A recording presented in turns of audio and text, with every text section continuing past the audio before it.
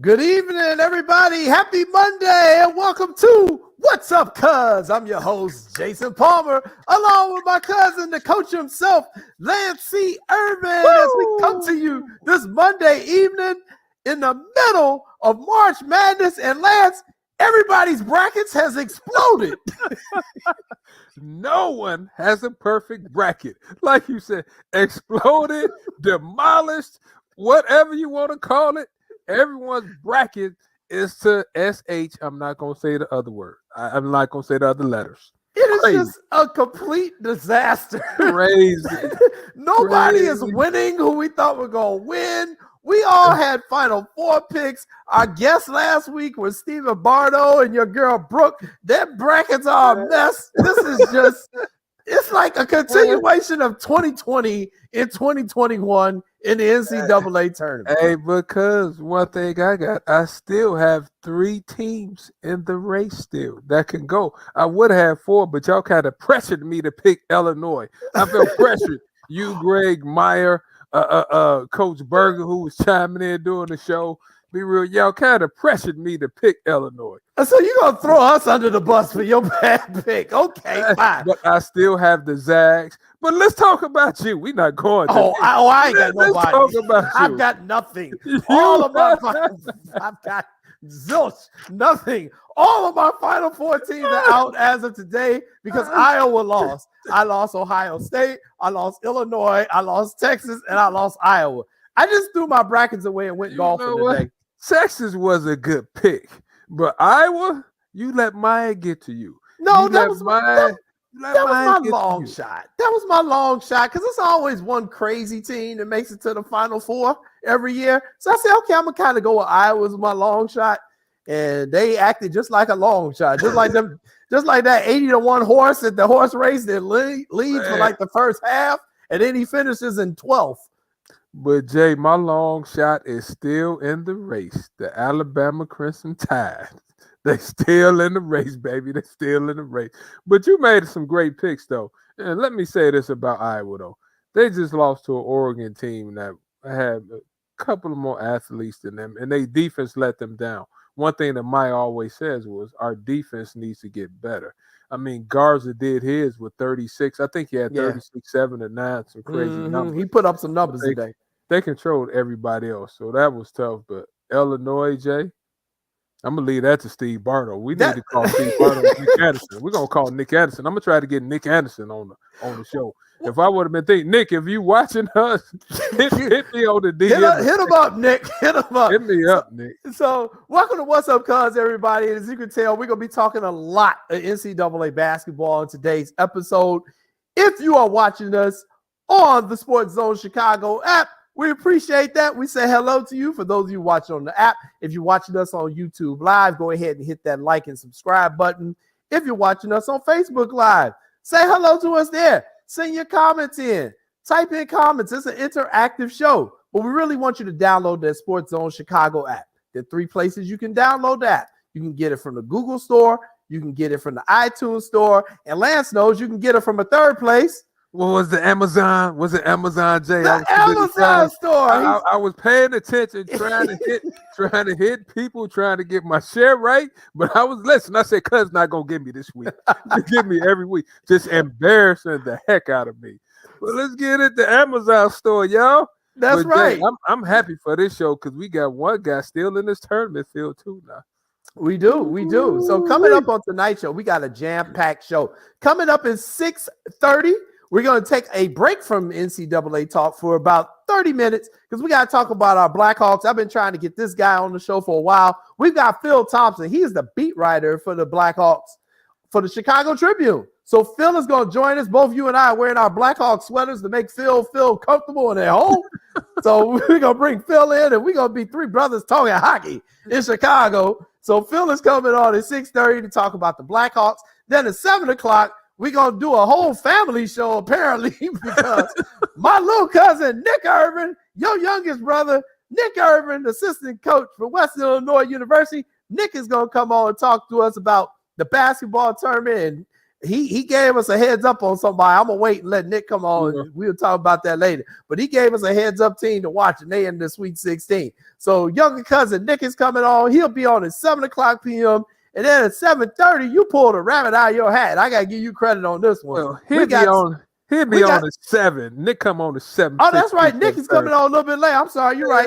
Coming on at 7. Who you got coming on at 7? Man, we got Irvin Brooks, assistant coach from the Baylor Bears, whose team is in the tournament wrecking shop. So he was Pastor Derek Rice. Thanks for watching us, brother-in-law. No, but we got AB3. He's in charge of that defense too. Hey, everybody wants to know why Baylor's defense is like it is. We could ask AB. We could ask Alvin about that defense. You know what? I so forgot that you got AB to come on, join us here at the last minute. And I forgot we kicked our family member to the curb. Oh, we were like, hey Nick, man, you gotta wait. We got somebody else. The first people you do wrong be your family people, man. So hey, Alvin AB is a busy man, and his father is assistant coach at Houston, Jay. So his father's still in the tournament too. So if they keep winning, I'm gonna ask his father to come on, who's really been helpful to me over these past couple of years. I worked with him at Texas A&M for a little while. Ask him to come on. But you know how it is. Hey, Baylor busy. You know, they prepping. They scout. We got to ask them about the bubble life, the weight room, and everything else. We ain't got time for it. Lord. Not the weight room. Oh, Jay, we got to ask about that. We need to talk about that too. The NCAA got caught with their pants down on that one. And, you can't do that during Women's History Month. That just made it even worse. But we're going to talk about that situation. So we got a lot to talk about. Don't forget our boy Joseph Phillips, known as QAnon Joe. He's coming in. I don't know if he got his vaccine shot yet. He was talking crazy last week. So I think they running them PSA commercials in Chicago just for Joe so he can go get his shot. But Joseph's going to come on. He's going to talk to us, see what's going on with Chicago Crusader newspaper and all his good stuff. But, hey, let's get to some of these topics, man. We got a lot of good topics to talk about, man. Oh, my God. We got so much. I don't even know where we should really start. You know what? Let's go. Let's do the hot news story, which is not basketball related. And I really hate to go I was going to pick that, too. Houston Texans quarterback Deshaun Watson is now up to a dozen cases filed against him of women who are claiming sexual harassment and inappropriate conduct on his behalf as he was going up in massage spas asking for more services than what they offered. I don't know if he thought he was my man from the Patriots owner, Robert Kraft, or what he was doing, but Deshaun is now up to 12 lawsuits as of like an hour ago. I think a young lady filed. What is going on with this brother and his situation, Lance? Deshaun Watson down there in Texas is under investigation, and he's got lawsuits galore coming in on him. Talk to me about Deshaun, man. First of all, Jay, for the young ladies who are accusing him of doing that, we praying for them, and hopefully it'll work out. And Deshaun Watson, as we know, until recently was a stand-up guy from all accounts, from everything we was reading and stuff. I met him, Jay, about 7 years ago when we was driving through South Carolina playing for a tournament, and we were in the store. So I spoke to him, seemed like a great guy. I mean, he was on point.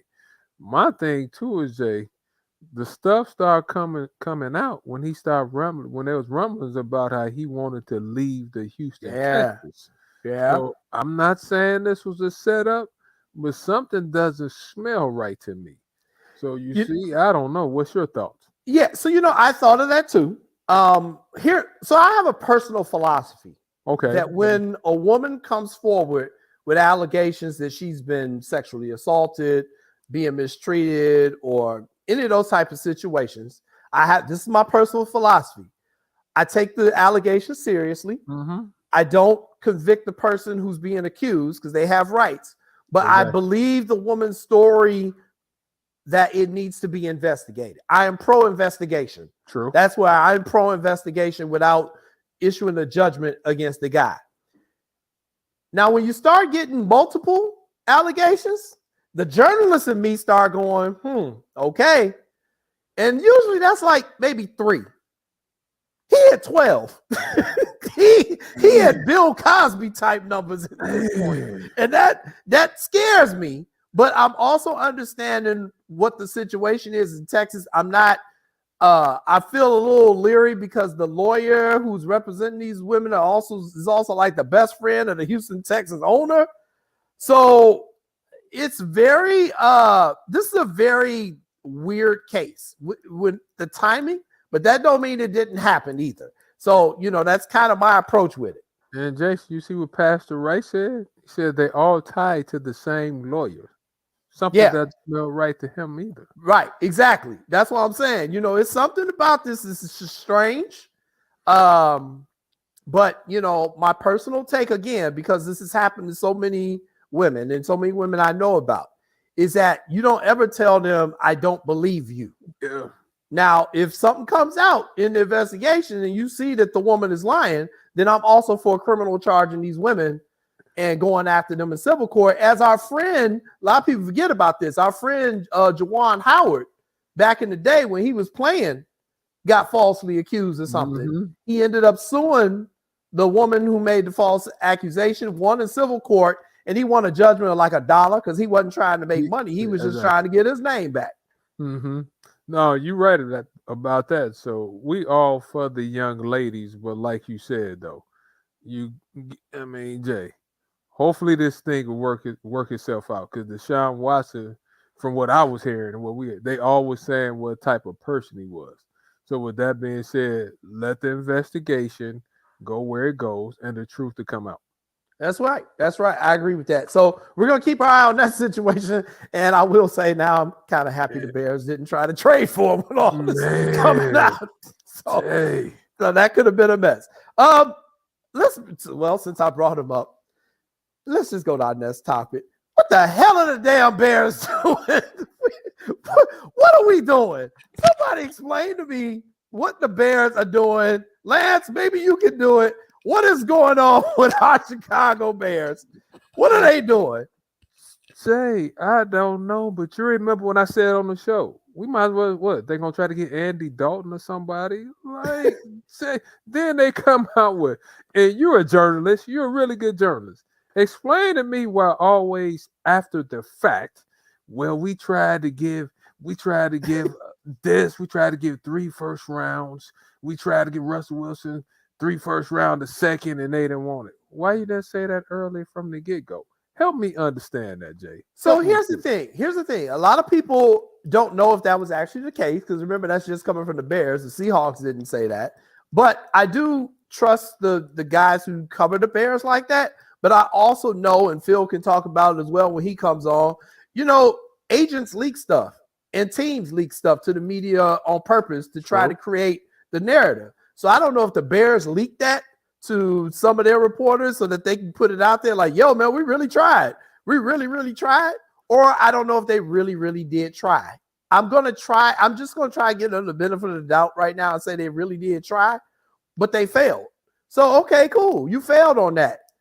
What I can't understand is why you just basically gave Kyle Fuller. I was just about to say that. That was going to be my next thing. That was going to be my next thing. Like, Jay, talk to me about Kyle Fuller, though. Are we serious? The defense, Jay, the defense is getting old and tired. I don't want to use the word old, but we started slacking now. We can only do we so did. Much now. We did. And our brother show, the Humidor Sports Show, which comes on Saturdays at 11 to 1 right here on SportsZone Chicago. The guys really broke it down. They made a couple interesting points. And they said if you look at the Bears' salary structure, most of their money is paid to their defensive players and not on their offensive players. So perhaps that's what they're trying to do. But people giving the Bears some benefit of the doubt.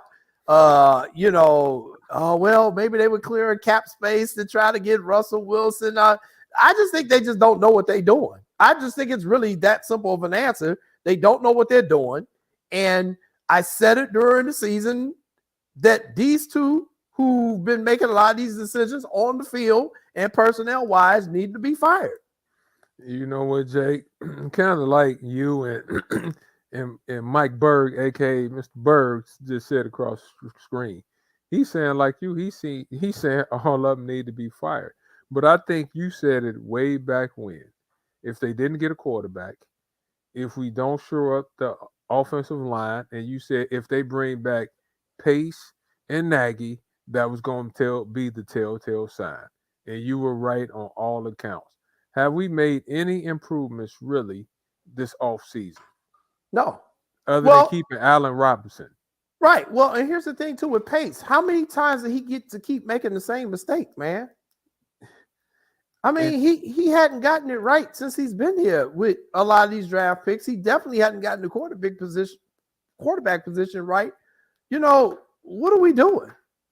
And you know, Jay, I never call for people to get fired because I'm a coach, and I've been there when people start screaming for coaches or administrators, general managers to get fired.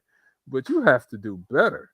I mean, my goodness, at some point in time, you got to hold yourself accountable for bad picks. And right now, the way we're trending, I think anybody watching the show will say we probably trended like we close. I'm not gonna say we trended down all the way, but I'm like, Jay, I'm starting to tilt a little bit. I might get me a side piece too in a minute. Come on, the way I'm feeling right now. Come on over to the Miami Dolphins. Come on, man. I'm trying right now. Me and my boo. I'm taking my talents to South Beach, man. I'm down there with my boo. Me and Maya got our side piece team. I don't know who my side piece football team is, though.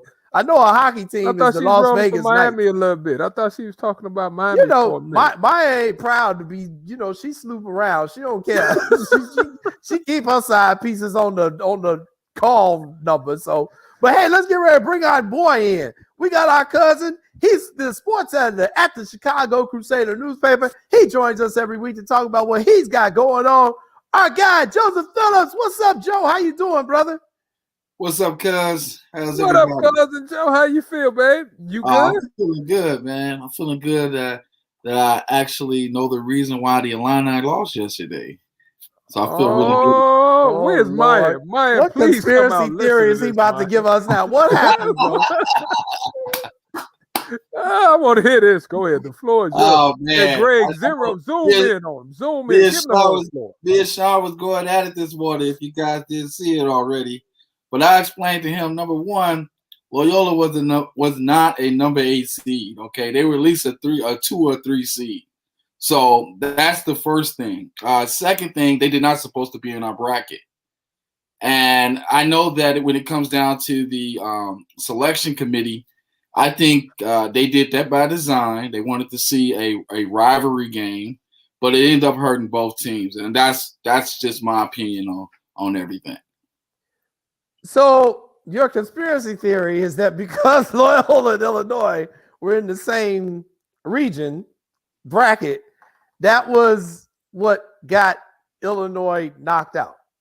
Well, let me put it like this. Illinois prepared yesterday to play against the 8th seed, but they were imposter. They wasn't an 8th seed. They were a 2 or 3 seed. So when Illinois showed up, they thought, hey, you know, like, is this this is not an actual 8th seed here. These guys need to be in the top 3. You know, the way that they were playing, they need to be in the top 3. We don't call him QAnon Joe for no reason, folks. You see, I'm just sitting here listening. The last time I checked, doesn't rivalry games mean something to y'all? Doesn't big brother and little brother have to play at some point in time? Joe. Go ahead, Maya. I'm just going to let you out of the floor. Hey. Joe, stop. Go ahead. No. Look, at the end of the day, and I know you guys don't want to, I know most people throughout the week, they was like, Loyola, it's a possibility that Loyola is going to upset Illinois.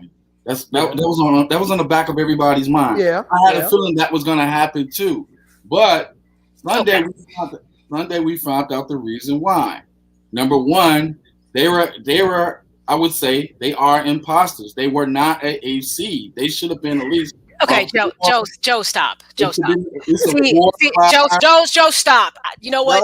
Please don't ever tell me you pass this mentality down to children. You must think like a Spartan. Take everything and leave them nothing. You never ever don't plan for your opponent. I'm gonna tell you what it is. Illinois got outplayed and they got outcoached because what they realize is I'm gonna put Kofi at the top of that key because he's a rim protector and he didn't know what to do. They got outcoached. That was the first thing. Moser knew what he was doing. He knew his opponent. He did his homework. I'm going to find your weakness, and I'm going to keep pushing that button and executing it. That's how mountains tumble, just like that. So for you to tell yourself, oh, they're not an 8th seed, it doesn't matter. It's not okay. Look, sometimes matchups work, and when you know what you're operating with and you prepare for it and you hustle. See, the problem with Illinois was this, and I almost didn't put them in my bracket, and I shouldn't. Let me hit it. They legitimately got exposed for the point everybody was like Kofi and Io and all this. And the thing is, what you saw is there's still some development that they actually need. But here's the issue. The Big Ten looked so good. This is what March Madness does to people. You play up against other conferences that you don't see, and you don't even realize. You talk about Loyola. I'm going to tell you about Oral Roberts, and that blew my mind like a bomb. I was like, I've never hold up. All right, hold. We're gonna come back to that. Okay. So my thing is this: don't downplay what Loyola got their seed based upon conference. If Illinois was everything that people kept saying that they were, I accept Iowa is exactly what I thought they were. I ain't gonna lie, and I never, and I own that. Maya, can you answer my question? Do you believe Loyola was an 8th seed? Based on how things get seeded, yes. Come on now. That team was not an 8th seed. I agree with Joe. That team was not an 8th seed. Okay, so let me take away the semantics, because people love to kind of make excuses for when the house of cards falls. Even if Loyola was a 4 seed, if it was a 2 seed, they wouldn't have played Illinois. Okay, but let's say let's say eventually. So what you're saying is Illinois is a sorry ass, and when they got challenged by a real team, what I'm saying they got beat down like they stole something. That's all I'm gonna say about that. So what you're saying is they're not as good as Loyola. Just say it. No, say it. What you're saying is Illinois is not as good as Loyola, is what you're saying to me, because they couldn't. No, I'm not saying that. I'm saying that they have to build up to play. Let me ask you a question. You gotta build up again, dude. Let me. You know what? All right, hold on. That's ridiculousness that you even think. Go ahead, Lance. Let me ask a question. That's ridiculous. So would you rather have U of I played LSU, Florida State, BYU, Texas, or Alabama or UConn? That's who was in Michigan side, and Michigan is a number 1 seed. So would you rather have them go against them or play Loyola in the bracket they was on? That's why I fool with Maya. Maya called it like it is. No, Joe. Y'all can all agree. They don't mean you right. I don't care. I'm not saying I'm right. All I'm gonna say is this: sometimes you gotta own up.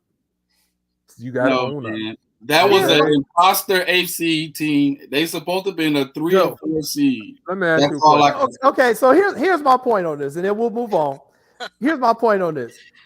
You got to win the damn games to be the national championship. I don't care if they're 18th seed or a 3 seed or a 2 seed. You got to win to win the championship. So it don't matter what the seeds of the teams are. You got to eventually beat them teams, all of them, if you want to be the national championships. And for me, Illinois didn't do it. They failed. Okay, fine. We move on. So I think we all got our point on that. But I want to get Joseph in, and then we got to do jump ball because we got to get Phil in here. Yes. So, Joseph, what are you working on this week in the Chicago Crusader newspaper? Well, I will be talking about that disappointing Illini loss to Loyola on yesterday. Them falling the way they did. Unfortunately, this is Io's last year. I know he'll be going on to the NBA, so he'll be truly missed. Also, I'll be talking about the Bulls. I'll be covering the Bulls tonight, the Bulls Jazz game tonight, so I'll be writing about that. And then last but not least, I'll be talking about the new Bears free agents that they added on defense and offense. Nice. And the Bulls got a win last night over Detroit. Is that correct? Yes, sir. All right. Cool. They playing better, man. Well, everybody check Joseph out on the Chicago Crusader newspaper. Go there. They are a partner in this endeavor. Joseph's writing a lot of great stuff. And we're going to bring him back. We're going to talk about this again next week, Joe. We're going to give you some more time because we got to really get into it. Tell my boy Phil Thompson, God bless him, and what's up, man? Will do. All right, that's Joseph Phillips. Thanks, Joe. All right, peace out. All right, Lance, you ready for our newest segment that we started last week? Go get it. Man, we got a lot of people who love that segment. That boy, you was lighting fire last week. All right, so I got to come with the come on. So here we go. So this is our new segment that we have created is called Jump Ball. It's where Lance and I take opposite positions on a question that is posed to us by Maya. We each have 60 seconds to make our point to try to win you, our viewers, over. You all can chime in after we get finished arguing and fighting it and tell us who you think is right. All right, Maya, are you ready with the question? I am ready, fellas. I will pose the question first. Who wants to go first before I pose the question? I will go first this week as Lance went first last week. Okay. So, fellas, here's the question. I'm ready. Are you ready? It's Yes. taking it on again. Was the Big Ten Conference overrated this year? Oh. Okay. Oh, okay. So, all right. Lance, I'm going to remove you from the screen. All right. Are you ready for this? I am. I got my lawyer spiel ready. Your 60 seconds starts now. The Big Ten this year should have been called the Big Bust because they got 9 damn teams in the tournament. And as of us coming on air tonight, I think they got 2 people remaining, and Maryland is about to be out tonight. So all hopes are going to lie on the University of Michigan. Rutgers is out. Ohio State lost in the first round. Illinois lost in the second round. Iowa in the second round. Wisconsin in the second round. Everybody been yelling all year they the best conference all year because they got to play each other. They're not acting like the best conference in basketball. They're getting their asses whooped is what's happening. They should have at least had 4 or 5 teams in the Sweet 16. They ain't going to get nobody hardly to the round of 32. So, yes, they've been a big failure, a big disappointment. If you look back on them historically, this is what they always do. They get all these teams in, and then they choke. I'd rather see more teams from the mid-major conferences get in. Jason, your time is up. Sorry. All right. Well, okay. You attempted to kind of get it in there, and, I'm sure people might agree with you on this. So you're saying, yes, without a doubt, they were overrated. That's your stance on this. That is my stance. All right. Well, I'm going to take you off the screen. All right. We're going to bring on Lance. Lance, so you heard Jason's stance on this. Your 60 seconds was the Big Ten Conference overrated this year. Your 60 seconds starts now.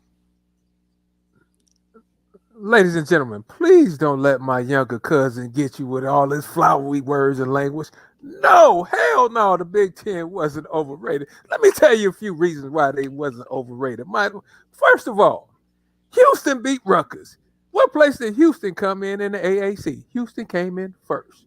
My friends at Oral Roberts, who have a very good team. Oral Roberts was smacked Ohio State. They smacked Florida. What place did Oral Roberts come in A-League? They came in first. Let's talk about the Loyola Ramblers in the Missouri Valley. What place did Loyola come in?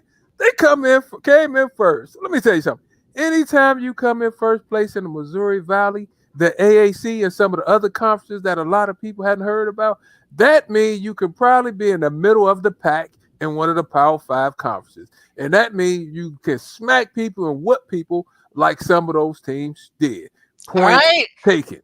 Time up. All right. So you guys took opposite positions. Now you, obviously, listeners, viewers, you can chime in. So in the comment section, whether it's on Facebook or YouTube, yes, I agree. Big Ten's a bust. It was overrated. Or no, the Big Ten was a quality conference. I'd be curious. We'll have to throw this at Philip. We'll have to, just let me add this to it. No, you don't get it. No. Losing to Oregon. My fault. Actually, you know what? Here's out of order. I was telling my Stephen A. Smith, I would lose it to Oregon. Oregon is a good team. I'm going to say UCLA smack Michigan State. I'm going to say this. That's a good loss. That's a good loss. My fault. And I think both your points are valid. So think really closely to what they both said. Because underneath there, you both had a very similar thread, though you took opposite positions of it. So think about matchups, conferences, kind of hypes. Mid-majors tend to rule or do really big in March Madness, probably for the very reason that most people don't think about. But I'm going to head off and you guys get ready to go to break. All right. We will do that. We're going to get ready to head to break. We're going to have plenty of time to argue about this the rest of the night. Yeah. But coming up, man, we got our first guest of the show. We're going to change the theme. We're going to talk about some hockey. And we're going to bring on my guy from the Chicago Tribune, Phil Thompson. He's coming up. right after these words. You are watching What's Up, Cuz.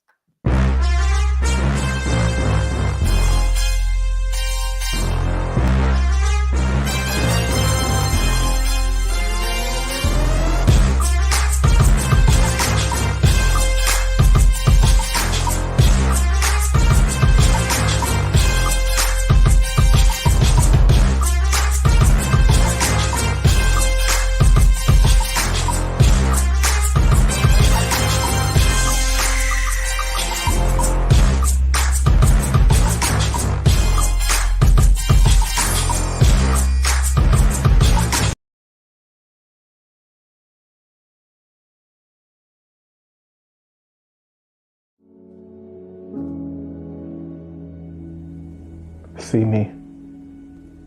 See me. See me.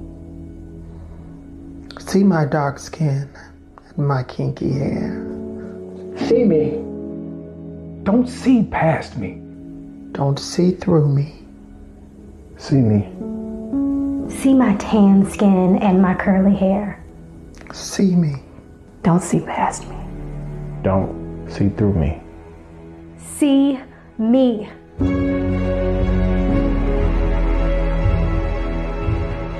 See my face, wet with tears from years of oppression. See my hands, weathered and worn from decades of pulling myself up through your society. See my feet, split from centuries of walking your delicate line. See me.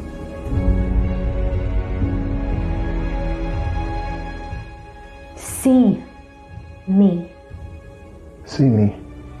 I'm tired. I'm tired. I'm tired.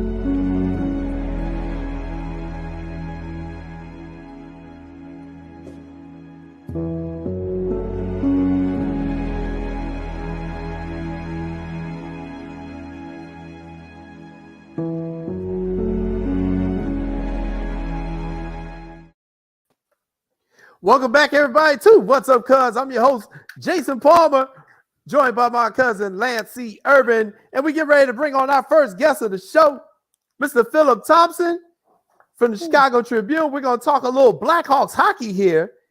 And Phil, he's a graduate of Norfolk State, man. That's an HBCU, if you didn't know.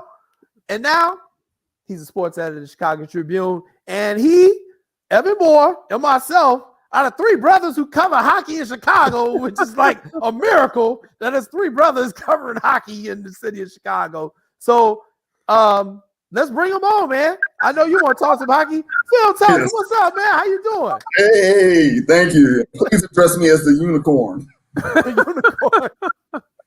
No, thank you for the shout out for Norfolk State, by the way, even though we got trounced by So instead of focusing on that, I'd rather focus on our upset of Missouri in 2012.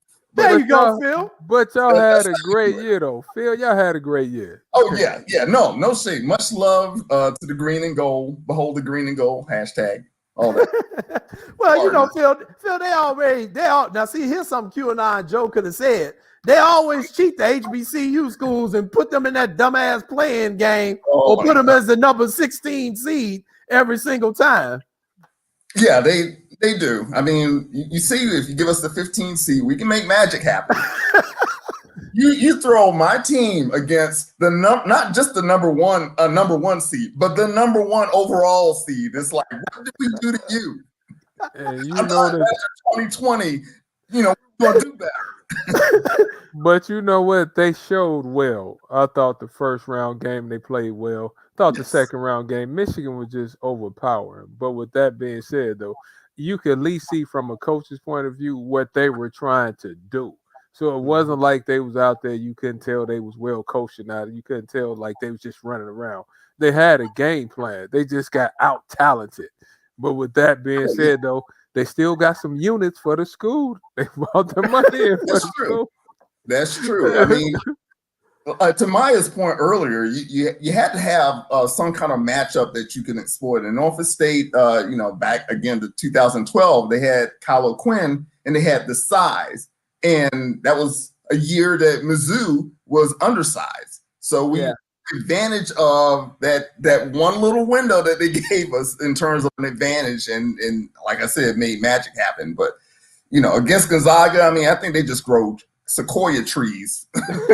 And Gonzaga, they're not number one in the country for nothing. And then that year y'all beat Missouri. You talking about Cal O'Quinn? He was an NBA player, so you had a pro. Yes. So you need a couple of guys who can make some money via playing in the NBA, via playing overseas. That's how you have upsets, when you have money guys on your team. Absolutely. And sorry for commandeering your hockey talk to talk about. No, Phil, hey, that's what we roll on What's Up, Cuz, Phil. Because we about to ask you who won the jump ball. Who side you on, Phil? Who won the jump ball argument? Hey, Phil, you like my red shirt better, Phil. It's nice to meet yes, you. I know you feeling my argument. See, okay. Jason, why you laughing? Why you laughing? Because I don't want to do my fellow journalists dirty. That's I have to agree with the coach on this one.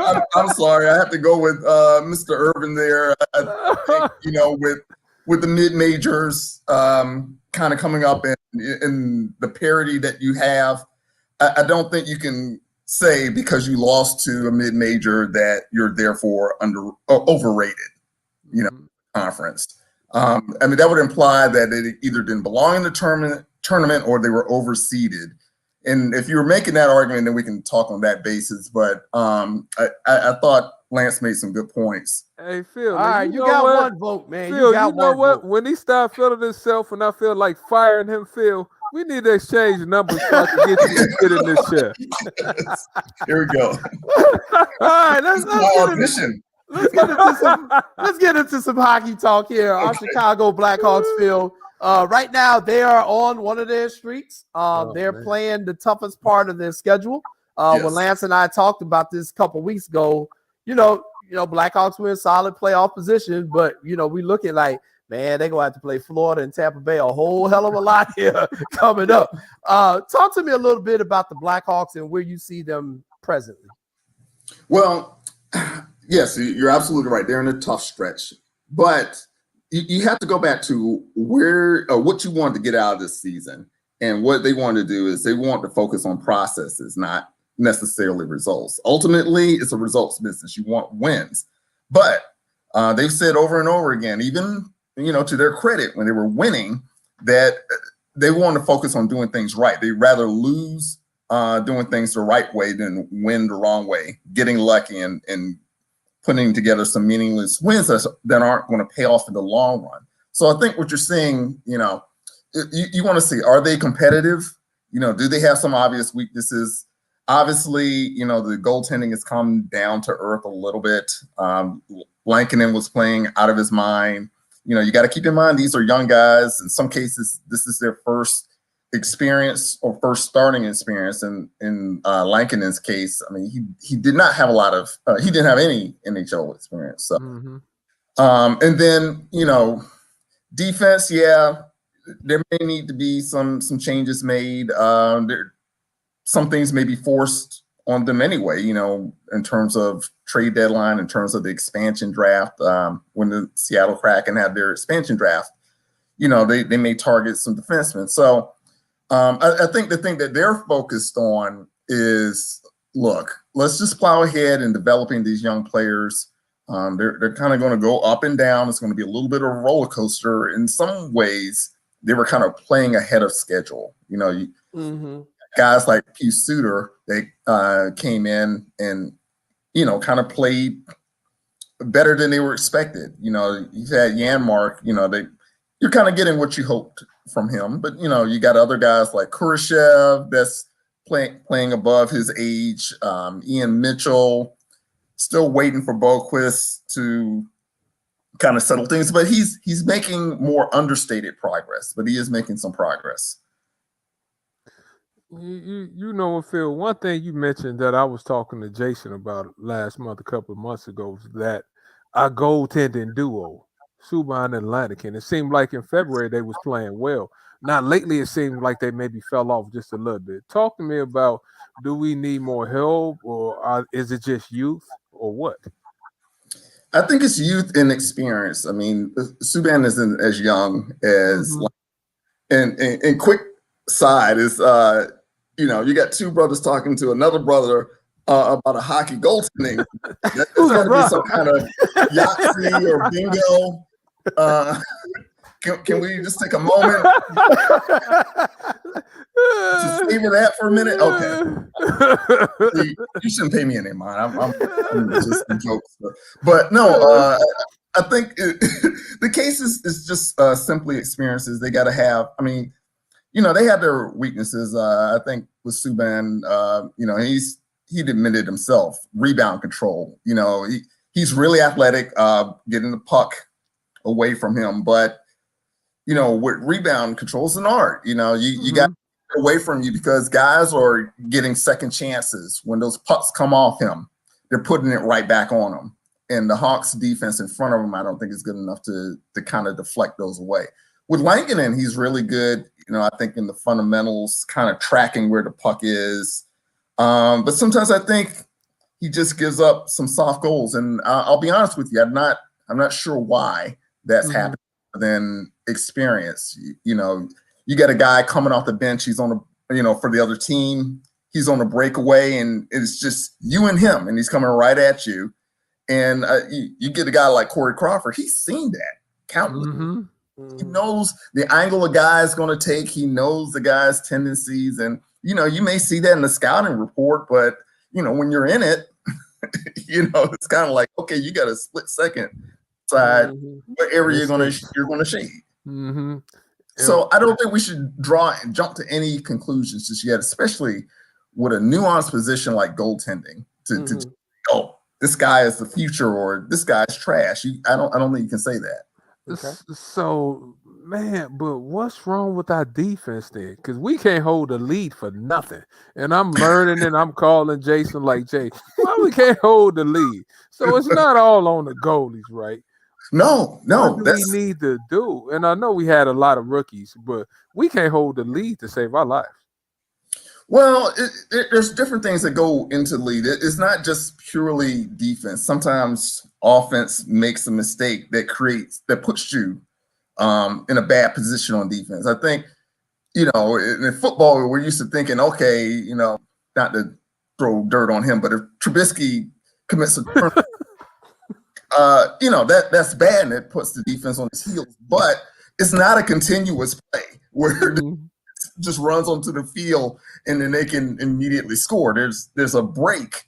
In hockey, if a guy turns over the puck in the neutral zone and they get a counterattack going the other way, and they get behind you, you better hope you have a top-notch goaltender because you got him exposed. And I think that's something that the Hawks were working on in practice today. A couple of things, when they get on a rush and they're on that attack, sometimes pucks are knocking off each other's sticks, or they're hesitating and they're not taking that shot when they have it because they want to get that perfect shot.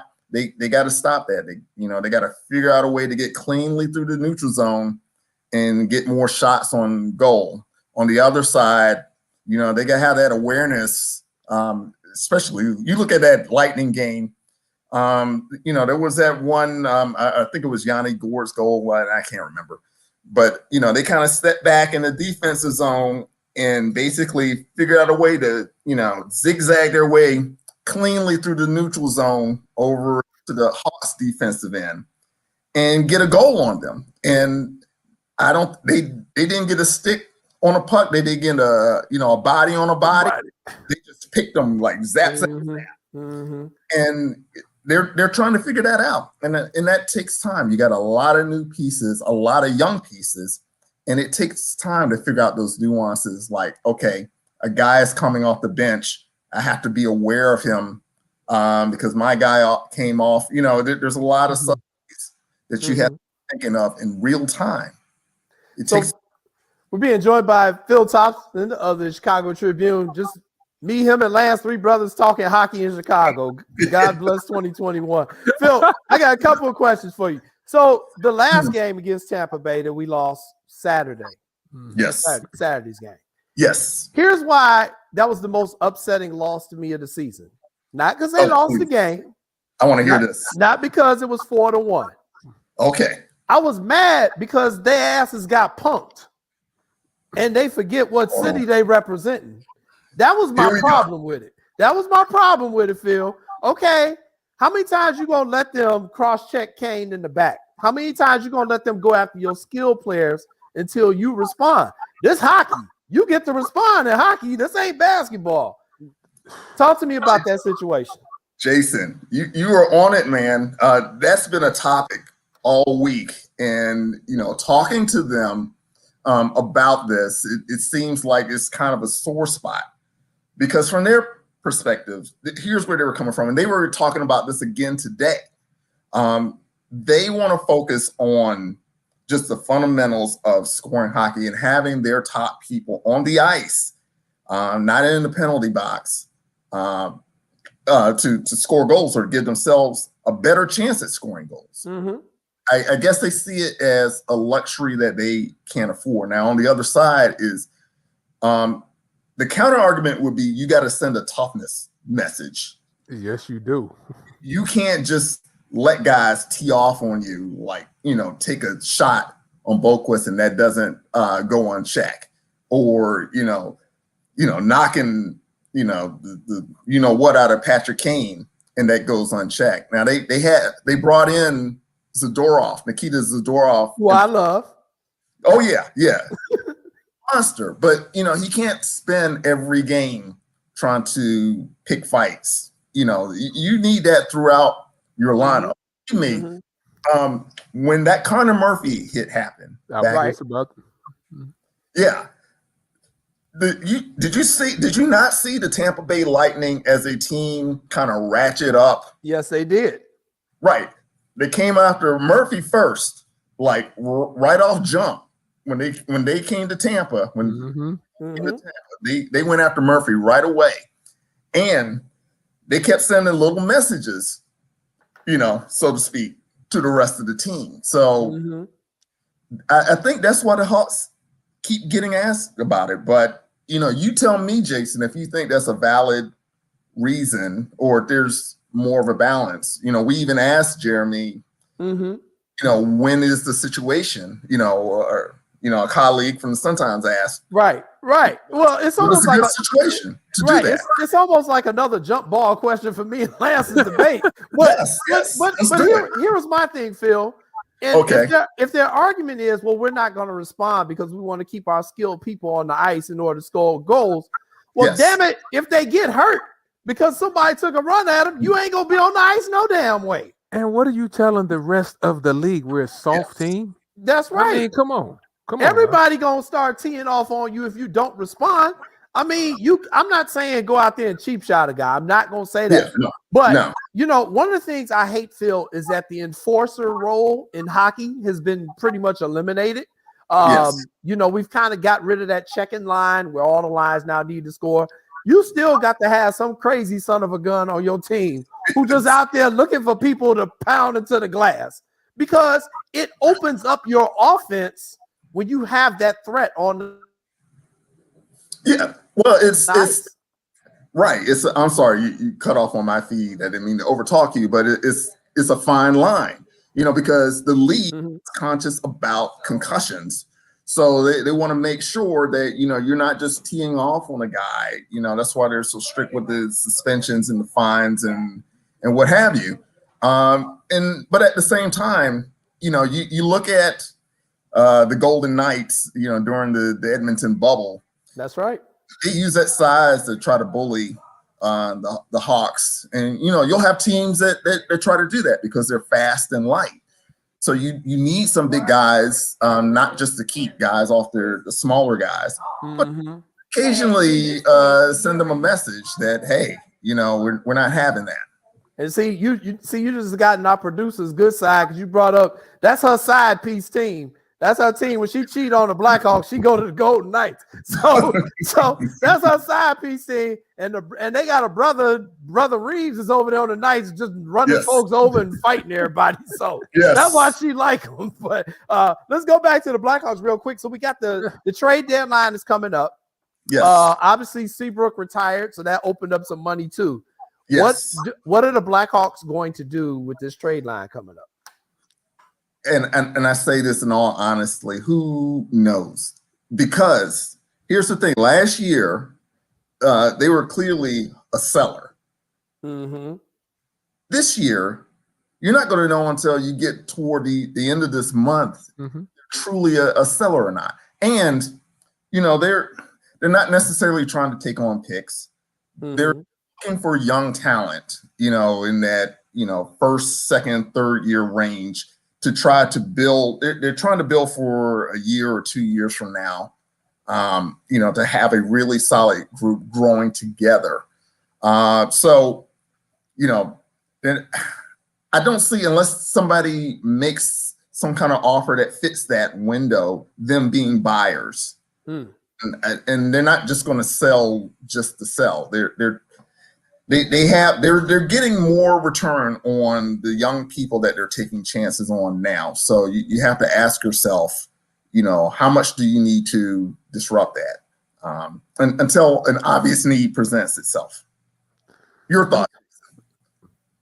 Oh, I hear you. Go ahead, Lance.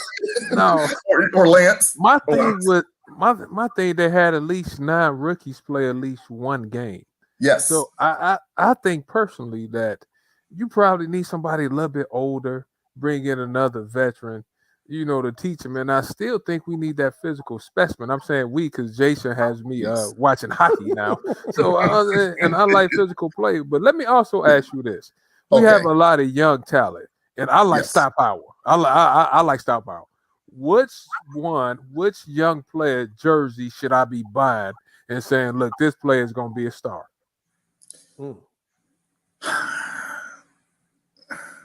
I mean, what do you consider a star? Are you? I mean, they have Patrick Kane. I mean, that's obvious. Kane been there for a minute though.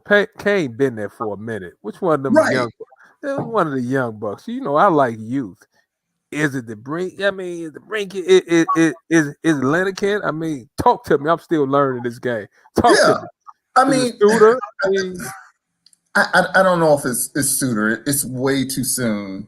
You're right. You could see potential that Suter could be that guy. They went, he was the Swiss League MVP. They got him for a reason, potential upside. And now it just depends on how they coach him up. If they use him at center or out there on the wing, and if he has, what kind of scoring opportunities he's going to have. That star. DeBrincat has had, his great moments this season, and he had that a couple years ago. Now, is that star on the Connor McDavid level? Probably not. He's not.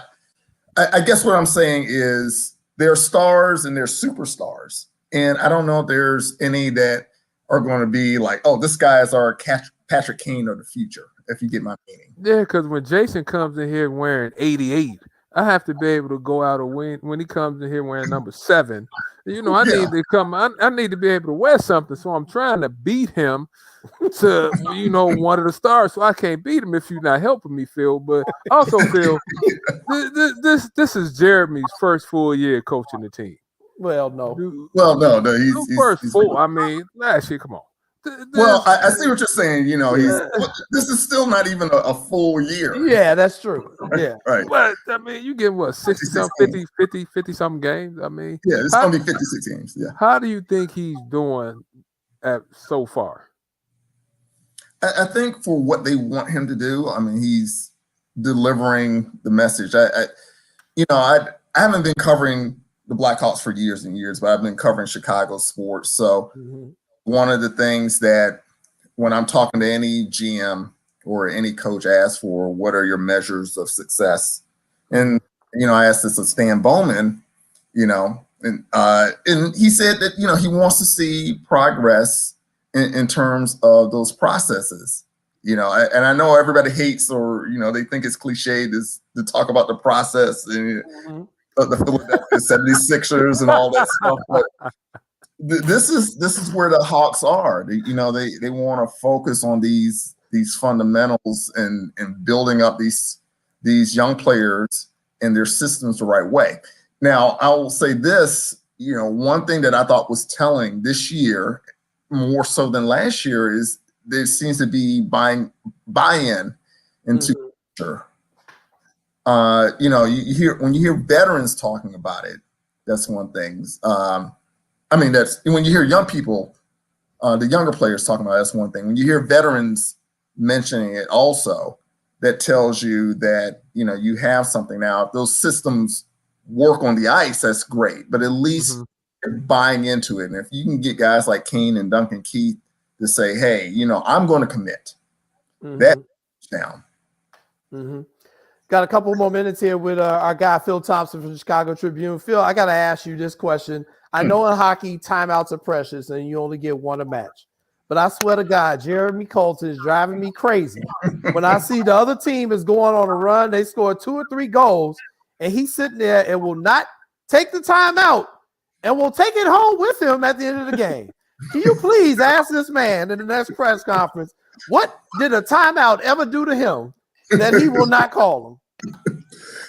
Well, let me you know, I take umbrage at that. You shouldn't be asking that of Connor. You should have asked that of Jim Boylan. True.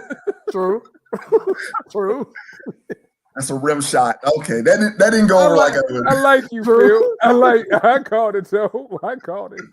Yeah, I mean, there are probably some nuances to a timeout, and you know, debate over how much it really saw. I mean, if they score 2 goals on you, you know, that ship has sailed. So what good is a timeout going to do you at this point? Now, if it's tied or they're down 1 goal, then yeah, maybe he could call it more often. I don't know. That's something that you know, I hadn't given a lot of thought of, but that's a good question. Maybe I'll ask him that in a future session. See how I inserted my way into the press conference, Lance? That's a professional reporter for you, Lance. That's a pro. I'm learning. You see, He's got me thinking right. He's like, wait a minute. And then my final question for you, Phil, is just you know, you being at the Tribune as long as you have, and I know you cover other sports. You do fantasy, you cover pop culture, and you know, I kind of made the joke earlier, but it is true. You know, you cover hockey. I've covered hockey. I've covered the Blackhawks. Evan Moore, our good buddy at the Sun-Times, covers hockey. You know, we got William Douglas, who writes for the NHL, who's a brother. Shout out to my guy, Joe Phillips. And Joe does it for Crusader. So, you know, we got a lot of brothers who cover hockey that a lot of people may not realize, especially here in Chicago. But what was it like for you when they told you they wanted you to cover the Blackhawks on your beat? Because that's not the first thing that goes through most brothers' minds when they start journalism school. I was honestly, I was like, wait, what? So I had been covering the Bulls.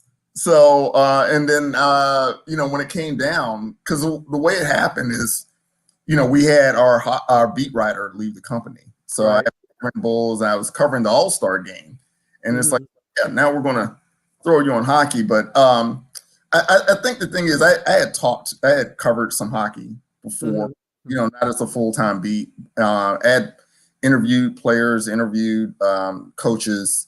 So you know, my philosophy is always to try to be prepared for wherever they insert. And the other thing that I really like about this is it was a chance to dive into a new sport that wasn't as familiar as the other sports to me. You know, I mean, of course, you have some level as a sports writer that, you know, some level of knowledge, but this was a chance to really dive in and learn the nuances and the differences. You know, it's funny to see when you're able to cover like a Bears press conference versus, you know, Bulls, and dynamics of just even how you interact with the coaches, how you interact with other beat reporters. There are little subtleties that, you know, are probably only interesting to me, but that are really interesting with each one. Gotcha. Well, everybody check him out. That's Phil Thompson from the Chicago Tribune. Phil, what can everybody find you online? My Twitter is the very cumbersome _Phil_Thompson. I was late to the game on that. That's why I was stuck. So don't blame me. So let's and as always, you know, chicagotribune.com/sports. And a little shout out to NABJ Chicago. That's right. Association of Black Journalists, Chicago chapter. That's right. Dorothy Tucker, baby. That's all. It's my homegirl right there. Oh, well, yeah. Thank you so much, Phil. We're going to all get together, man, when this pandemic over. It's going to be me, you, and Evan and Joseph. And we're just going to be a bunch of black reporters talking hockey and scare the hell out of white people. Oh, for sure. I'm going to enjoy that. I'm going to enjoy that, and I'm going to agree with everything Lance says. All right. Thanks so much, Phil. Oh, thank you, guys. Appreciate you. Coming up next, everybody, we're going to go back and talk some more NCAA basketball. We're going to bring in the assistant coach from Baylor University, Irvin Brooks III. Baylor is on a roll in the tournament. Hell, they're the only top seed still left the way this damn tournament going. But Alvin Brooks will be joining us. Coming up, you're watching What's Up, Cuz.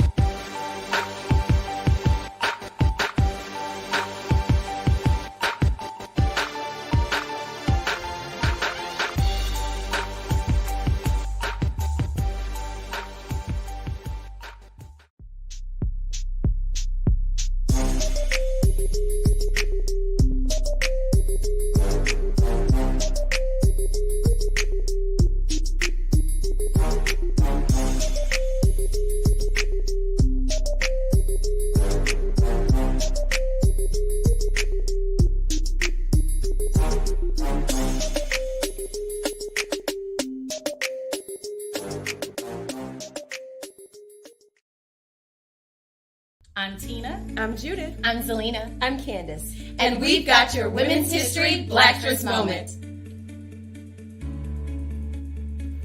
Adelaide Hall was born in Brooklyn, New York, October 20th, 1901.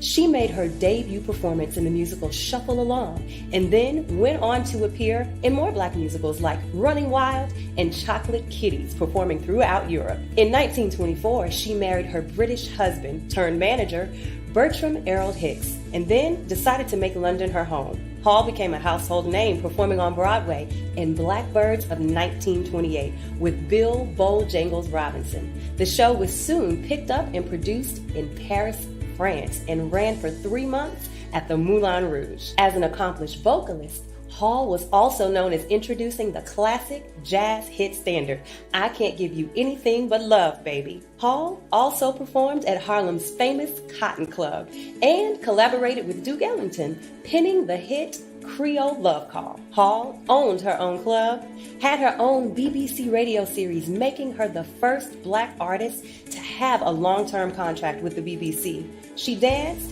and she played the ukulele. In 2003, the Guinness Book of World Records cited Hall as the most durable recording artist, having released material spanning over 8 decades. Hall performed in Cole Porter's musical Kiss Me Kate in 1951, and in 1957, she performed in Jamaica starring Lena Horne. And in 1988, her one-woman show at Carnegie Hall was a sellout. She passed away in her home in London at the age of 93. Adelaide's father told her, "Sing to the moon and the stars will shine." And shine you did. Adelaide Hall, we salute you. This has been your Women's History Blackstress Moment.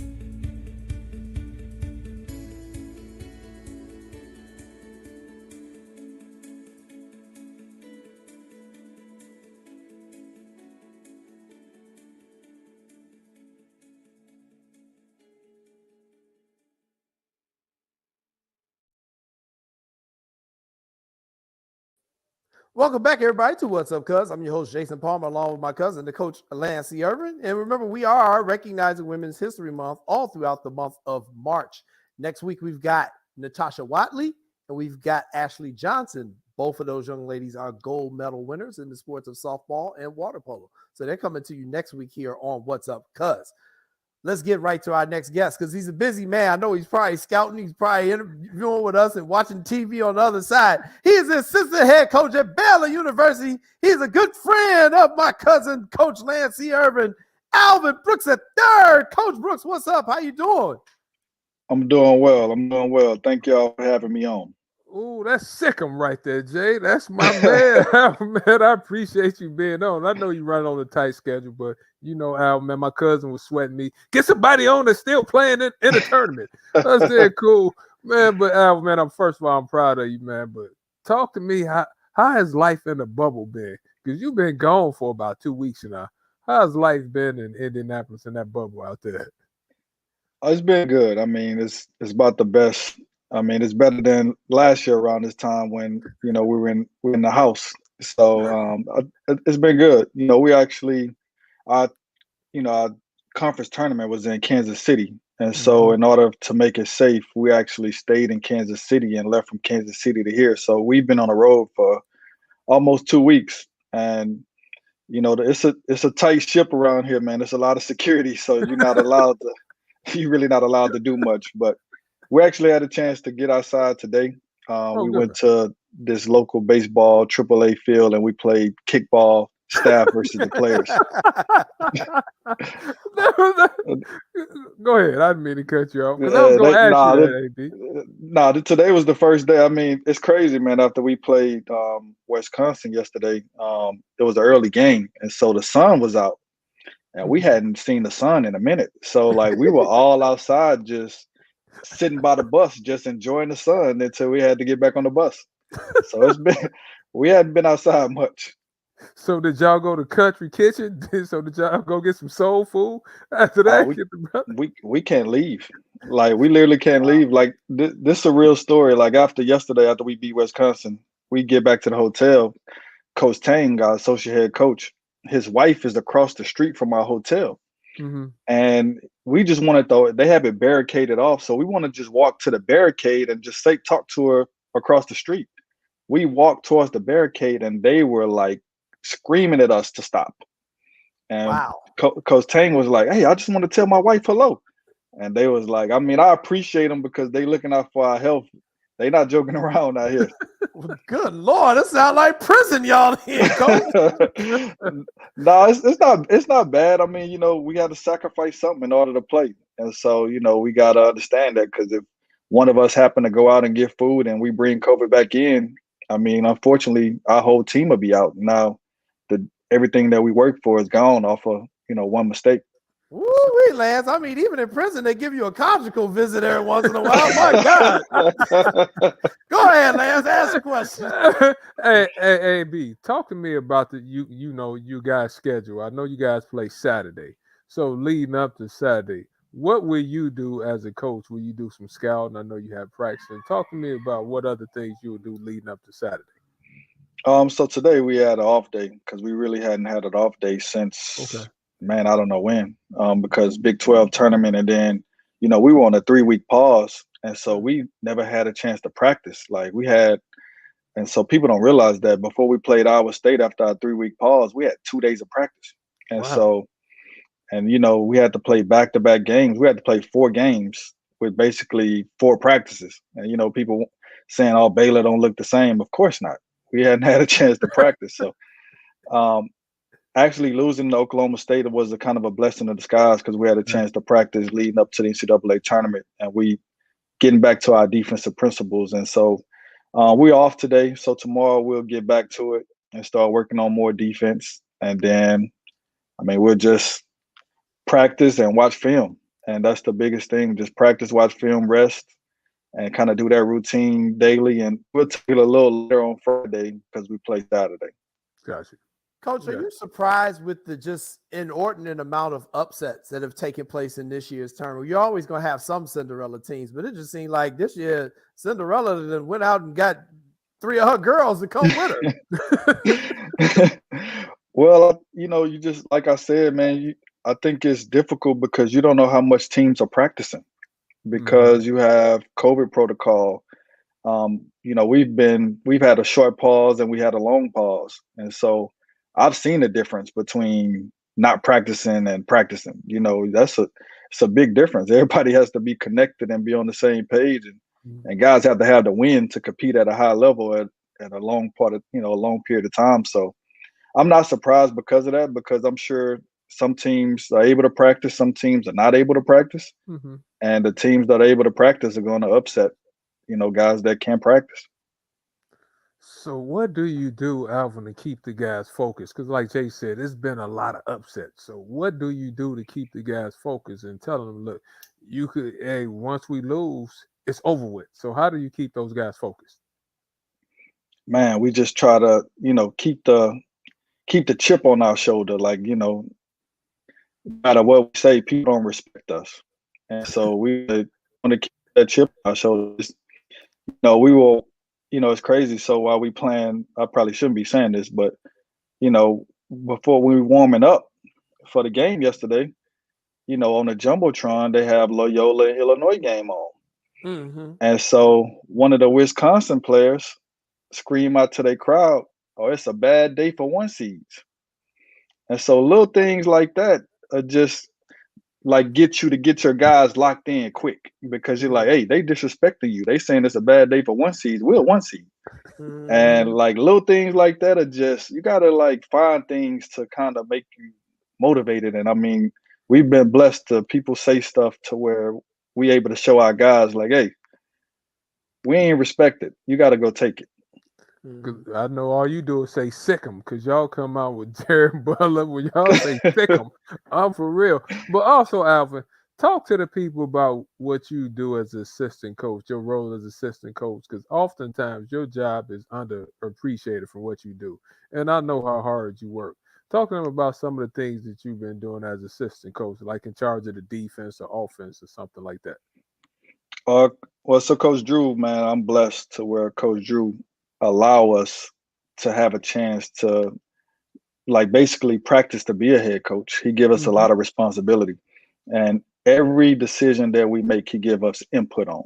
And so, I mean, from scheduling to budgeting, like every single thing that we do as a program, we learn.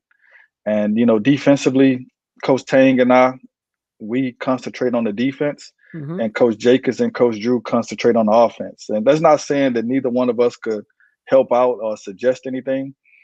Even with the scouts, like this is the first place I've ever been in my life to where no matter who we're playing, I have to watch film on them. So if it's not my scout, I have to watch at least 2 to 3 games. Now, obviously, if it's my scout, I have to watch way more than that. And so when I first got here, it was a little challenging because I had never done that before. Like, it always was territorial to like, hey, why you watching my scouts? And so, I mean, that was a big change for me. And I definitely had to like start planning out my time a lot better because I wasn't used to doing that.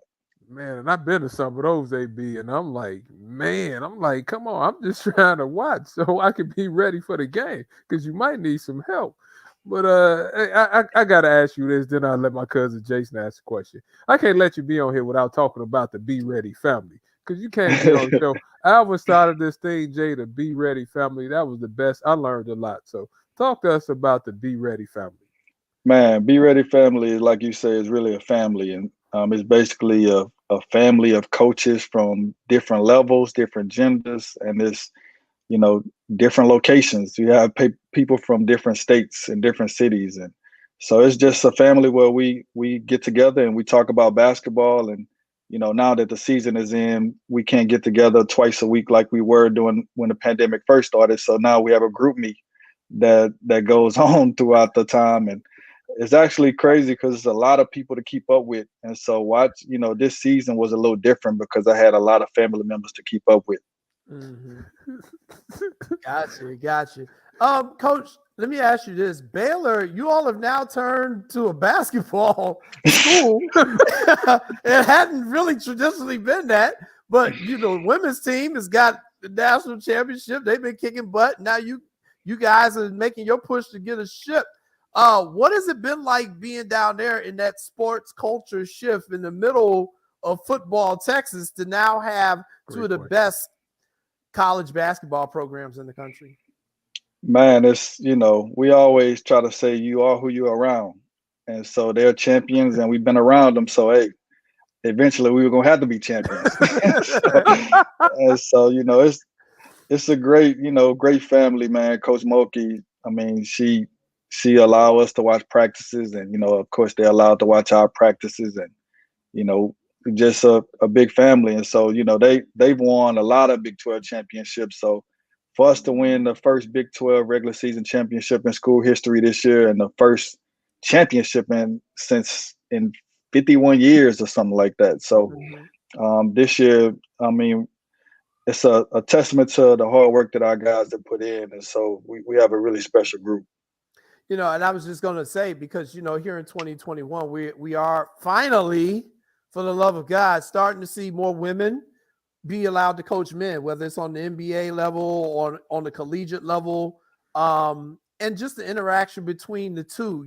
I've never understood why that hasn't happened, and it's just very interesting for you to say how you all go over there and watch the women's practices and vice versa. What is one of the things that you've learned during one of your visits to one of the women's practices? Accountability. Man, Coach Moki, she holds them girls accountable for everything. Does she? Like, oh man, everything. Like, every detail matters. Like, I mean, if it's a drill and you're not doing the drill right, she explaining why. And she said one line in practice that really hit me. And she was like, a point guard made a mistake. And she just stopped and she said, "Hey, what do you see?" And like wanted her to explain what she see. And then she explained what she should have saw. Mm-hmm. And so something that's simple to me is kind of like, I always tell players, if you dribble looking down at the court never moves. Where you have, the 9 other players on the court is going to move. Right. And so what do you see? And so I never ask the player, what do you see? Because as a coach, most of the time you just say, hey, you should have done this. But you really should know what they saw in order to correct them before you get on them about what they should have seen. Man, last question, AB, and we're going to let you go. And I appreciate you being on. Let's talk about Baylor matching up with Houston. I can't let you go before I ask you that. Looking like y'all in the collision court. For those y'all don't know, Alvin, father, AB, I love your dad too. He's been good to me. He coaches at Houston. So you guys running into a collision course. Yeah. Ooh, that's going to be good. I mean, what's your thoughts on that? Do you think we get headed to a Baylor-Houston matchup? Man, the only great thing I say about it, if it does happen, it'll be the first game in the Final Four. So we both will be ecstatic that we made it to the Final Four, first of all. And then secondly, I'm 0-2 against him officially, 0-3 unofficially. So I'm definitely looking forward to it if it happens. I'm calling him too. I'm calling him. No, that's hey, man. It's a rite of passage, Alvin. You got to beat your dad, man. It's a rite of passage. Man. Just one time. I'll take it one time. Hey, if it's in the Final Four, that equals more than the times I lost. I'll tell you that. Oh, man. Hey, B, man, we appreciate you. Even got Nick on saying LOL because Nick is coming on after you. So hopefully Nick and I can meet some kind of way. Well, we appreciate it, AB. If you ever need something, man, call me. I appreciate you taking your time to be on the show, and it meant a lot. Anything you need, like I said, man, reach out. Same here, man. Y'all, y'all family, man. I appreciate y'all, man. Thank y'all. Hey, man, we appreciate it. Be careful down there, man, and good luck to you guys the rest of the way. All right. All right, thank you. All right. That was Alvin Brooks III, assistant coach for Baylor University. Man, that's a unique situation he's in, man, when he's describing that. One of my friends, actually Anthony Walker. So, I've been giving the Fighting the Illini fans grief because that's just what I do. The fan base just gets on my nerve, but I love the team. But, my boy Anthony Walker, he said, well, maybe one of the reasons why the Big Ten teams have been unsuccessful is because they've been down there for 2 weeks already stuck in Indianapolis because they were there for the Big Ten tournament. Then the NCAA came out. He's like, could it be just that the people are all cooped up and, they haven't been able to get out and do anything for like 3 weeks. Maybe that's why they're losing. So, that's actually a good point. And then to hear Coach Brooks say that my man couldn't even get to the barrier to see his wife. I'm like, damn, can we send drone notes? What are y'all doing down there? Because Jay, they have been gone. You see, they was in Kansas City for a week because I talked to him when he was in Kansas City, and he told me we're going straight from Kansas City straight to Indianapolis, like a lot of teams did. Like Oklahoma State did the same thing. And I think U of I, like you said, they was down there. And that maybe has something to do with it. Right. I don't know, but everybody like going through stuff and they handle things differently. So with that being said, I mean, I don't know. You just got to do the best that you can do. It's rough, man. It's rough, man. And shout out to our guy Gordon Voigt down there downstate. TV, what's up, babe? Yeah, man. You know I gotta say hello to all my fellow journalists when they tune in, and just people who cover you. You know, we got so many people, you know, who know us in the family, and just all the people I know in journalism. So you know, we all try to support one another, especially in this time we all dealing with. But all right, let's bring this dude. I don't even know how to introduce him. I was trying to figure out, you know, we come up with introductions for guests and stuff. I ain't got no introduction for this fool. He said steal his toys as a kid. I'm going to introduce his ass. But I wrote an introduction. Be the professional you are. Be the professional journalist that you are. And Nick was on time, too. That's amazing. Anyway, our next guest here on What's Up Cuz is a multiple state championship high school basketball coach from Chicago, Illinois. He also happens to be my younger cousin and Lance's youngest sibling. We are proud to welcome the assistant coach for Western Illinois University, my cousin, Nick Irvin. What's up, family? I said Jay, Nick gonna be on the show. So let me go dust off one of these. You got that hardware on. It's looking good over there. I said Nick gonna be on the show. Let me dust this thing off. Nick, you blinging? You wearing your hardware? If he would have told me, I would have worn. You know, I almost covered these hands. We got out of there. So Nick is gonna sit in with us for the rest of the shows. We just continue to talk NCAA basketball. And so let me just ask the first question or give you a compliment. I can't believe I got to do this. But there was one person who told us that Oral Roberts was going to shock the world and pull an upset, and it was you. Yeah, oh, absolutely. I'm going to take all that one. Nick, tell us why you knew Oral Roberts was going to eliminate my Final Four team in the first round and move their ass into the Sweet 16.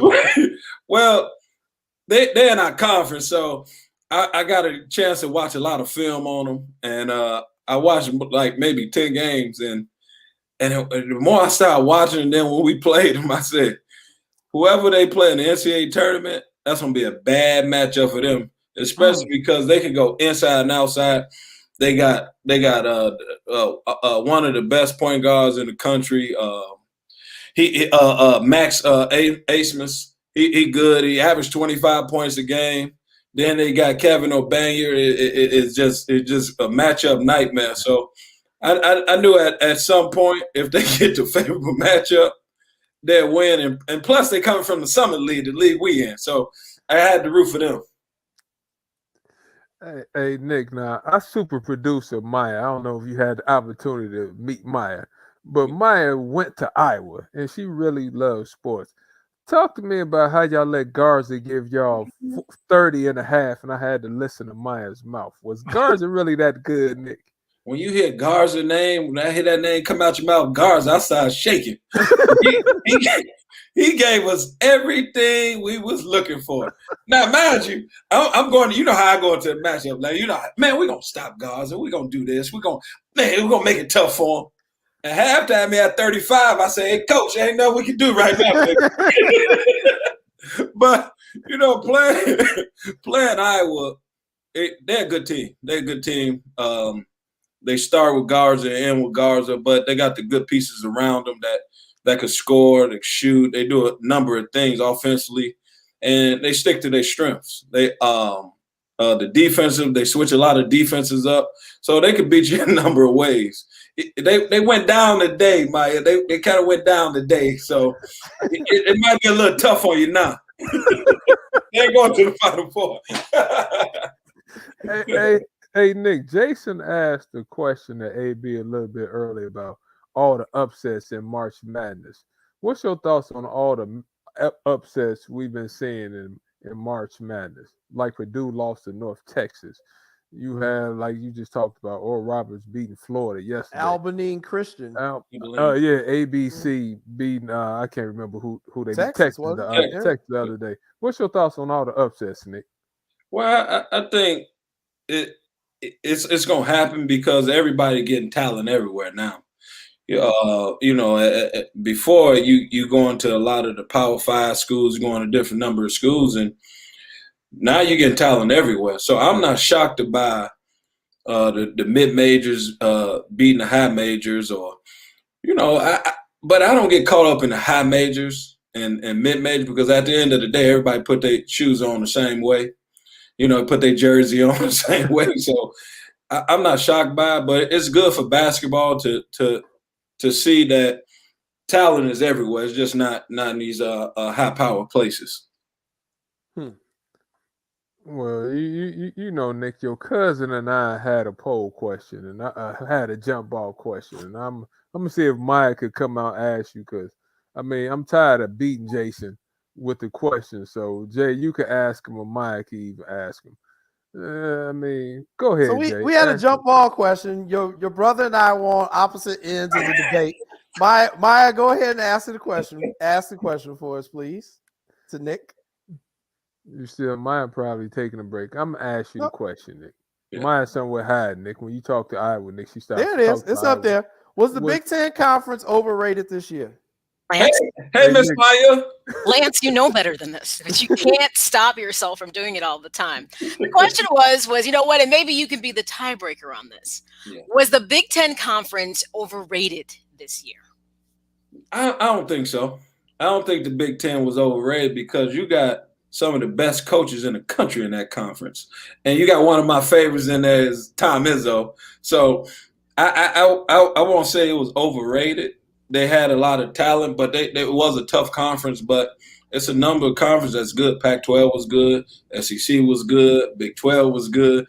So it's just what you like. If you like the physicality, then you go with the Big Ten. If you like the up and down pace, you go with the Pac-12. If you the SEC, you can play either way. So it depends on what your preference is and what you like. But I like the Big Ten. Like I said, you got a number of great coaches in there. And I think what's happening right now, I think they banged each other up so much, and it caught up with them. That's why they're losing in the tournament. I don't know. I just, I'm a Big Ten person. I mean, I really am, but I don't. Yeah. I was not going to put Illinois in the Final Four, but I did it anyways, just because. Well, Miss Maya, you cannot have Illinois going there, but they got the best player in the country on their team. First of all, see, before everybody starts going crazy. See, here's the thing, though. Okay, that's fine. So it's this unconscious bias that's creeping down, Maya. Break in it the down, conversation. Maya. But no, really, I didn't buy in. I didn't. Now, mind you, I owned exactly what Iowa was, and nobody can ever say that I didn't. I was honest enough to say that there's some areas where we just really needed some work. Their defense got better, and actually, today's defense wasn't as good as when they played Grand Canyon, which kind of surprised me. I was a little confused, but you know what? Oregon was disciplined. Grand Canyon was wild as hell. I was like, Jesus Christ. It's like they had extra arms flailing at times. But just very disciplined Oregon team. So that matchup, I'm like, this is going to be a problem because Iowa didn't attack the basket like they did against Grand Canyon. Right. So, and I'm going to tell you something. And I say this about like someone like Mitchell Trubisky. I saw a little bit of fear in their eyes. And I said to somebody, they looking a little timid right now, and you can't be timid. You can't. No, you can't. And honestly, somebody said, I'm like, that's just what I saw at halftime. I think they felt a little overwhelmed for some reason, and I don't know why. But back to Illinois. Yes. For me, I believe there's still a learning curve for Io. I believe he could use another year, to tell you the truth, and being in college. Because I'm going to say this. I think he's very talented. But I don't feel that he goes to the NBA as the NBA stands right now with a lot of the young talent that's there. I don't know that there's a place for him right now. He might end up in the G League for a minute and maybe get called up. In my mind, I think especially if you could get this team together for another year, imagine what they probably could really accomplish and what they would have learned from this season. To me, I think they got so much hype. They really believed it. Because I'm going to tell you something. When I watched that game, Loyola, and I don't care what QAnon Joe said about Loyola wasn't the 8th seed. Well, maybe they were, maybe they weren't. I'm going to say you got to play who's on the court with you. I'm never going to look at somebody and say, I think you're beneath me. I have to play to you. I believe, I just believe that Moser legitimately outcoached Illinois by taking Kofi out of his game. He took him out the post. All There right. was no rim to protect. He looked at all their weaknesses and he just exposed them. Nick, I want to hear your response to some of this stuff. Well, I like to let people get everything they got out. Oh, I got more, but I'm gonna let you have some. They got because I have a topics. I love this conversation, especially about my guys. I love this. No, I mean, you got a good opinion of, Ayo probably need to go back to school, but at the end of the day, I mean, look what he accomplished. What Big did he Ten. do? What? No, hold on. Let him talk. Let him talk. He got Big Ten. He won a Big Ten Conference Championship. He got AP Player of the Year. He should get National Player of the Year over a lot of stuff. He should have got Big Ten Player of the Year. I think with Ayo, I've been watching Ayo and coaching Ayo for a number of years, and I don't think you've seen everything that he could do on the basketball floor. I think he got an NBA game. Well, I know he has an NBA game, and Ayo will be playing in the NBA for at least 10 or 15 years strong. And I wouldn't be surprised if Ayo be a all-star in that span. I wouldn't be surprised. And one thing about him, his IQ of the game is so good and off the chain, and he's willing to learn and get better. I think he did what he came to do to Illinois. He got them back to being on top in the Big Ten. He helped them get to the NCAA tournament, like he said. He helped him win the Big Ten tournament, like he said. So he did enough. Only thing he didn't do that he promised is win a national championship. So he gave everything to Illinois. Now it's time to, think about himself and his family. Nice. So let me ask you this question, because there's a lot of talent right now, young talent in the NBA. I look at someone like Patrick Williams, and I look at him and only saw flashes of him last year when he was at Florida, and I was like, this kid's amazing. Right. And I'm watching his transition to the NBA game, and I can still already see his basketball IQ, his skills there. I'm sorry. Now, I know you know Ayo. Yes. I don't see enough of that in him, but I mean, here's the thing. I'm the kind of person, being a therapist, I say this. I'm going to look at what's in front of me and not what I think I see under the surface all the time. So maybe I know you see him so well and you think he can. No, that's fair. No, that's fair. That transitional piece. But look how many people we've seen who are great in college and then they get to the NBA and it's just a different beast. And the challenges are different and the competition's different. We know he got to work on the lift. Yeah. Big time. I mean, he's got to me some things so maybe in the offseason, he'll just go do some work on his own to improve, because right now, to me, the NBA is thick in young talent.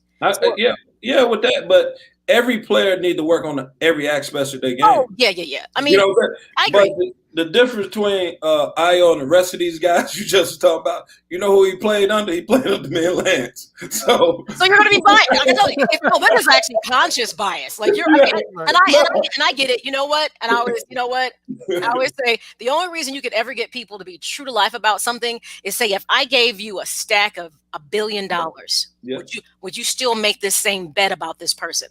$1 billion, and if you're right about it, you double it. But if you're wrong, you lose it all. But when you have nothing to lose, and I get it's about morale and support. And here's my thing. I'm not saying he's not a good player, because I know what you're saying. I really think he is. But I sometimes feel, and I get it's about go to the NBA, make money. I get all that. Mm-hmm. But it's just interesting to me. I saw him get exposed by his peers. Mm-hmm. So I'm looking at it. If you can be exposed by your peers at this level, welcome to one of my favorite commercials was by Tracy McGrady when he was like, "I'm bringing y'all to school." That's what makes the NBA different. It's like if he could be done this way by his peers, welcome to the NBA. That's a different beast. But I get it. Everybody kind of has the idea about college has kind of lost its luster because the NBA is there. So I'd be curious, and I'd hate to see him get lost in translation.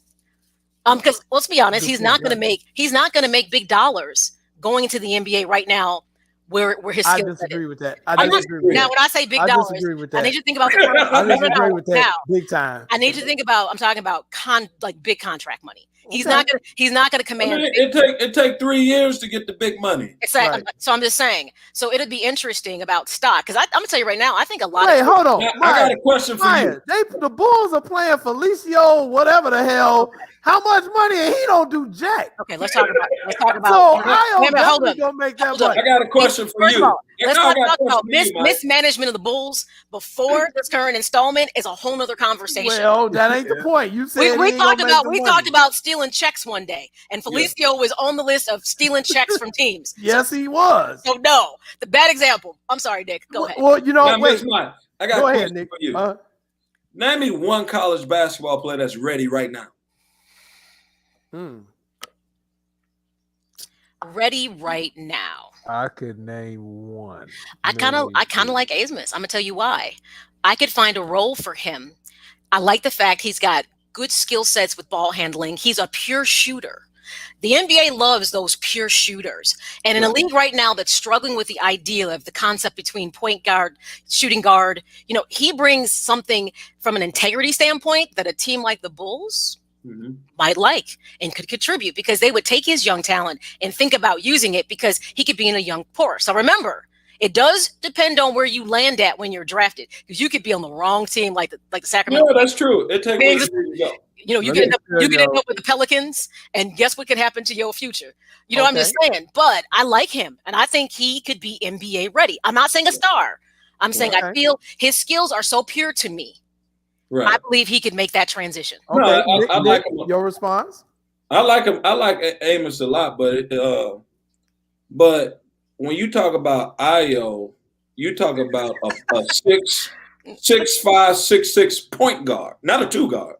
Io's a point guard, and he got similarities. He can play both sides of the ball. He got similarities to like a Gary Payton, a big guard like Gary Payton. Can play defense, offense, do a little bit of everything. But it's one guy in the NBA that you could say Io played almost alike. Shea Gilgeous-Alexander.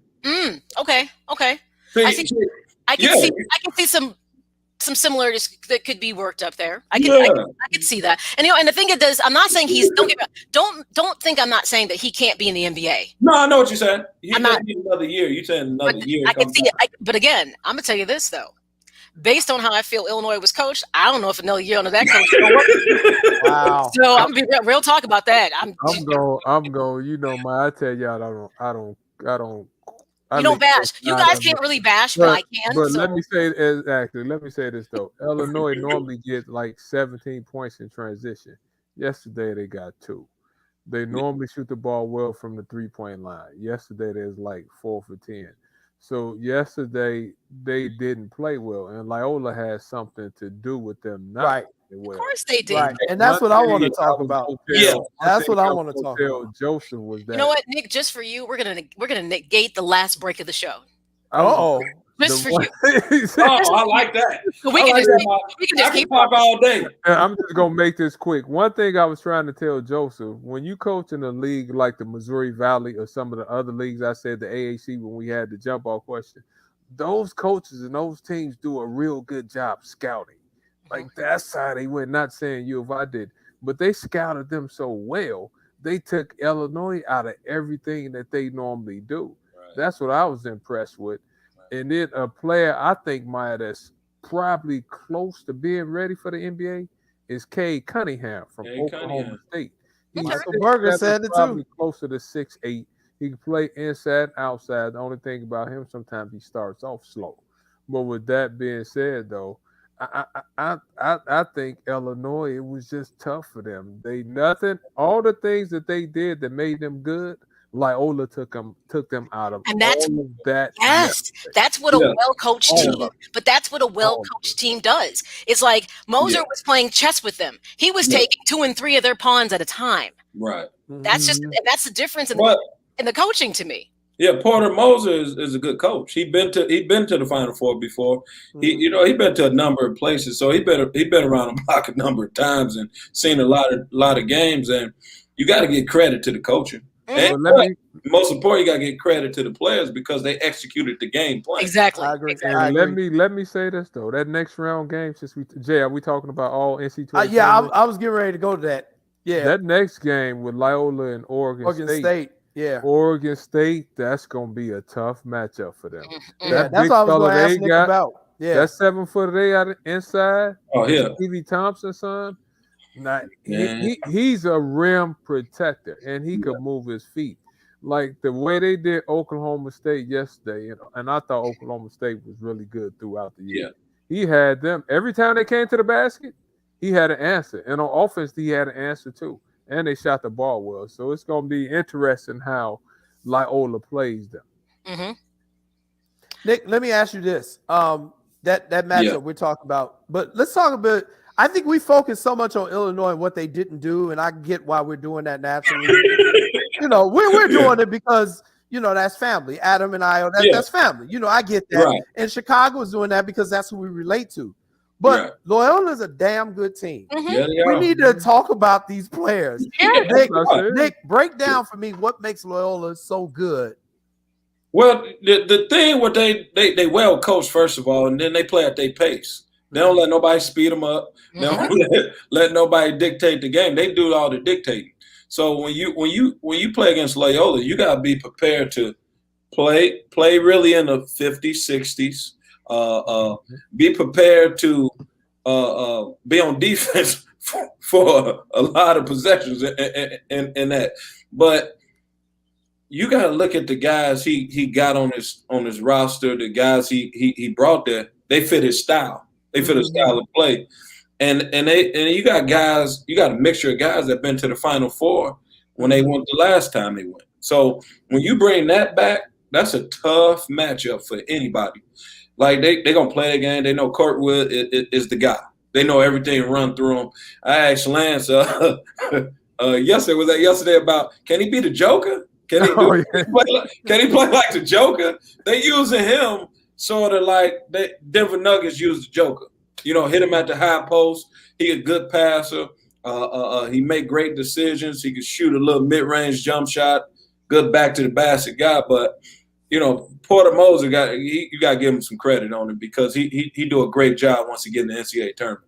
Do you think this team he's got this year is better than the Final Four team he had a couple years ago? You know what? That's a good question. I think they're similar. Mm-hmm. I think they got the same pieces that they had when they went to the Final Four. They got shooters. He got a big. Well, Kirkwood was there. He got a big guy that could create havoc. But Williamson do a great job for them. He's the piece he's the glue guy, what we call it, where you need a guy like that on the team. He can defend. He can score. He can do a number of things, and he do a great job.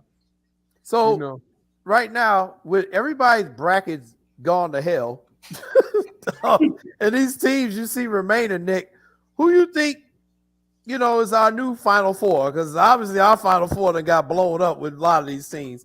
If you had to reseed it now and make a prediction, who you see as the Final Four teams? Gonzaga, Baylor. Mm-hmm. The other side. Let me see. In the bottom half, Nick, you have Loyola versus Oregon State, and you have Houston waiting on the winner of San Diego State and West Virginia. No, Syracuse. Oh. Syracuse. Syracuse. I was about to say Syracuse and Houston. I was about to say Syracuse. I was about to say Syracuse because a lot of people can't. A lot of teams, coaches, they can't solve zones. And Syracuse play that 2-3 zone, whatever, 3-2 zone, whatever you call it. They know how to play it good. So I wouldn't count them out in Houston. I wouldn't count Houston out either. One thing I had down on the bottom of that bracket, I was kind of like Maya because so many people was like U of I. But the one thing I kept saying is this. Truthfully, I didn't know if they was going to make it past Houston. Yeah. To be totally honest with y'all, I kept saying that Houston is a dangerous matchup. So I think Houston and Syracuse, I got Houston coming out of that bracket because Houston's style is so much different than everybody else. Houston is physical. Houston gonna foul you. They led the country in fouls. And Yeah. also, their best offense is a missed shot. They gonna miss it, and then they gonna go get it. And they put so much pressure on you to block out. They put so much pressure on you to handle the ball. I just think they tough to get ready for. So I think Houston gonna be right there, and plus, they got a great coach. They got a great coach. He knows exactly what he doing. Man, and he holds you accountable. Mine, what you think? You think, Jay, you and Maya think it's Michigan coming out of that lower bracket? I know they're about to play LSU. I'm looking now. I'm looking now. LSU I'm like, is dangerous. LSU with Cam Thomas, with Wofford. Well, Michigan is losing right now. I'm gonna say Michigan's losing right now. 63-58. I don't. It's 63 to 58. And let me tell y'all, I'm not looking at no score. I haven't seen the score. I'm just going by from what I've seen. I didn't know what the score. Okay. LSU is dangerous. Yeah. Dangerous. See, and you posed a question to QAnon Joe earlier about, he said that, Loyola was a higher seed than what they were, that was, a camouflage, so to speak. But now it's interesting because here you got LSU. They're an 8th seed. I mean, to me, that can't be your argument. You have to prepare for who's ever showing up. Yeah, you do. And to me, if you've seen enough tournaments, seeding doesn't mean anything in March Madness at this point. Right. It doesn't mean nothing other doesn't. than maybe like the 1-16 games. The other games are basically toss-ups because it's slim and likely a 16 is going to be the 1 seed. Mm-hmm. But these games are like a 1 and 8 with LSU. Like Nick said, they're in the SEC. Cam Thomas as a freshman. Cam Thomas might be ready for the NBA too. Yeah. Cam Thomas averaged 24 a game. He's about 6'5". LSU have 3 pros on their team. They have 3. Mark my words. 2 of LSU players will go in the first round. Yeah, and the third one would go at least in the second round. They had 3 pros. And like I said, I didn't see the score of the game, but I'm giving them the eyeball test. And what these eyes see when they not being cross-eyed and these glasses looking right, they dangerous. Yeah, LSU dangerous. Cam Thomas, he a bad boy. Cam Thomas could play the game, but if Michigan had livers, it'd be a different story. Right. It'd be a different story. I'll be saying Michigan all the way because first, Juwan get the best out of all his players. Mm-hmm. Plus, I'm a little biased. He's from South Side of Chicago. That's right. Big Nuke, we call him. So but I think if Livers is there, a different story. And if they get past this game, it might be a different story because this game is tough.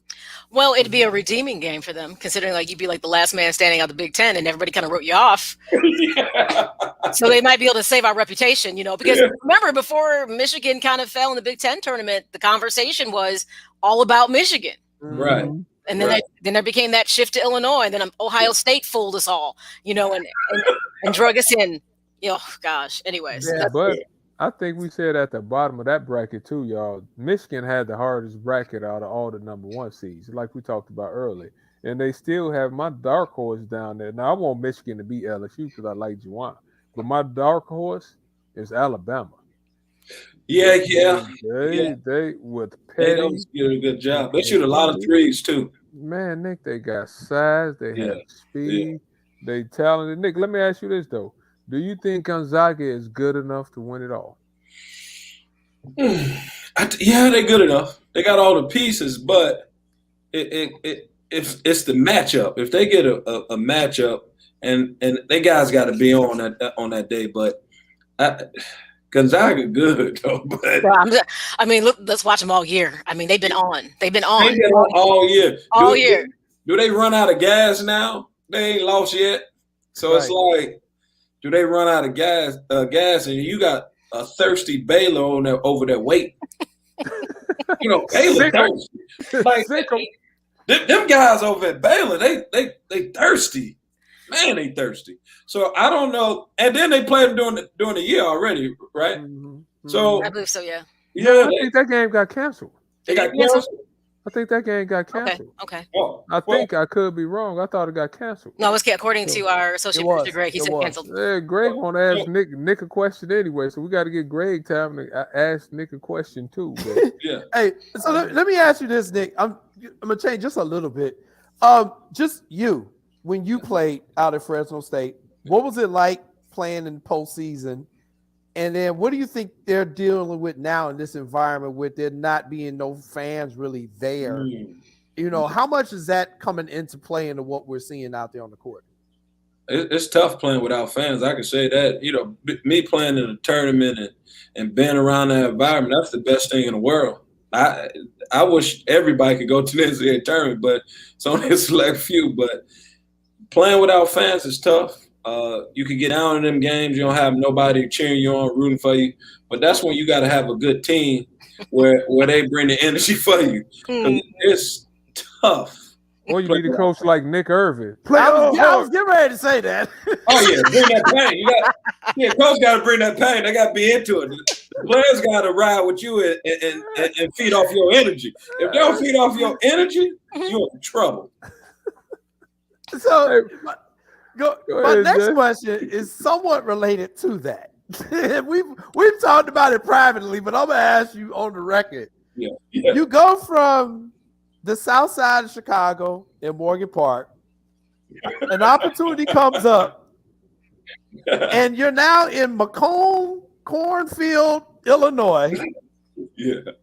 How the hell are you and Coach G to recruiting these kids to leave the big city to go to that small town Green Acres life? Well, first of all, Macomb ain't a bad city. I love it, actually. That's the first good political answer. Go ahead.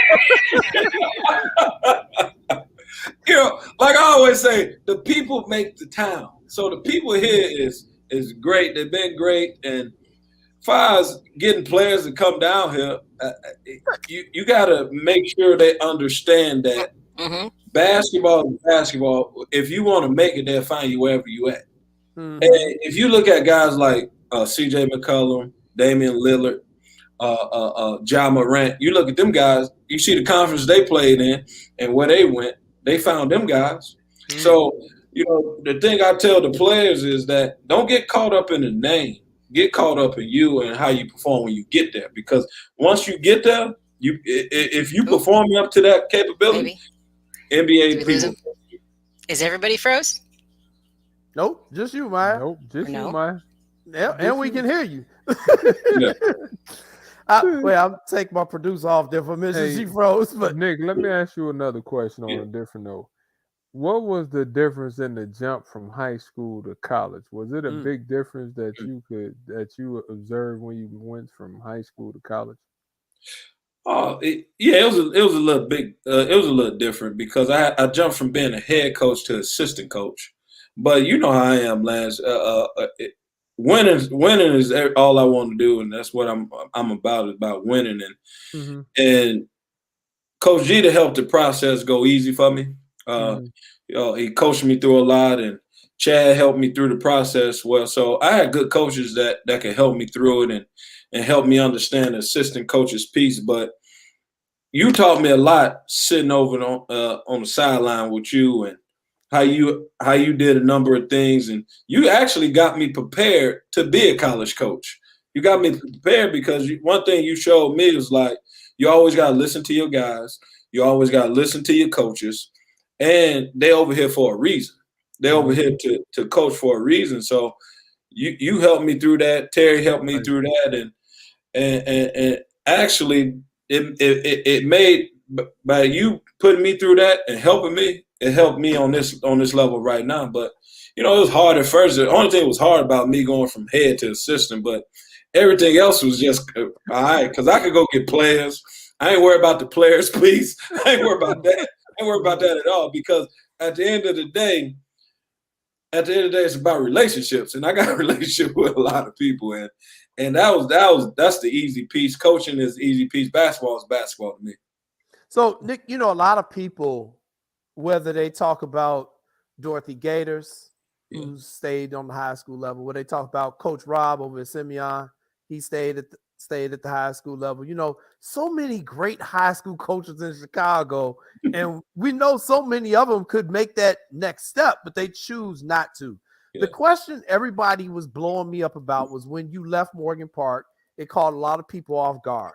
So now I got people calling me, why your cousin leaving? I don't know. I didn't ask Nick. He got to ask me for permission.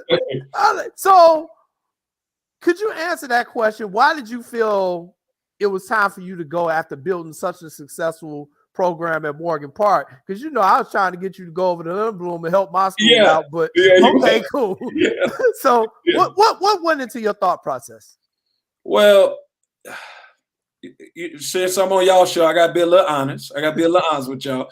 But my father always used to tell me, you gotta know when it's time to stand, when it's time to go. He always say you gotta know when to hold them and you gotta know when to fold them. Mm-hmm. So, I had to fold my cards. And I had stuff was changing over at Morgan Park. Another thing, it was just changing. And I felt that it was time for me to make my transition to the college level.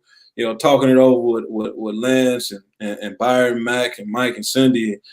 And if one thing they always said, what would mom and dad want you to do right now? Mm-hmm. And I said, man, he'll tell me to fold them and go into college and try to, get away from the high school level, because it was time. I did everything I could have done in high school. Won 4 state championships. I won the city championships. I won a number of Coach of the Year awards, and I did a lot of things. But the most important thing I did was help a number of kids get into college, and that's what it was all about, is sending kids to college. And I did that. I did everything I could, and it was just time to go. and Nick, how much did Aunt Lou's passing a couple years ago? Yeah. How much of that? Because I know, you were kind of like me. You were kind of like the last one around, and being there, taking care of your parents when they get older. A lot of people don't understand the responsibility and the stress that comes with that too. And then, when Aunt Louise made her transition, it was kind of like, did you kind of feel like that kind of helped you in the decision as well? That ran me out the door. That one ran me out the door, because I stayed back really for her. And, if she still was around, I'd probably still be in Morgan Park. But in the back of my mind, I would have went to her and say, what Daddy would tell me to do. But, but that kicked me out the door right there, cuz that was the icing on the cake. Would say she seen me do this. I won state championship. I hugged her. I was there with her, and she always knew I envisioned to going to college and coach. So when that passing happened, I said, man, I'm gonna go ahead and go now too as well, and that really that helped me make my decision fully. I understand. Well, Nick, thanks, little cuz, for joining us here. We're about the end of the show here, but I like Nick gonna be entertaining as hell when we get him on. So I'm glad Maya made the decision to get rid of that last commercial break, because people were asking. Tell Maya it's gonna be Nick and Maya's show, because I like her arguments. I like that. So tell Maya, y'all can have me on the show anytime, but Maya has to be on. She make it controversial. I love it. We're going to do just that.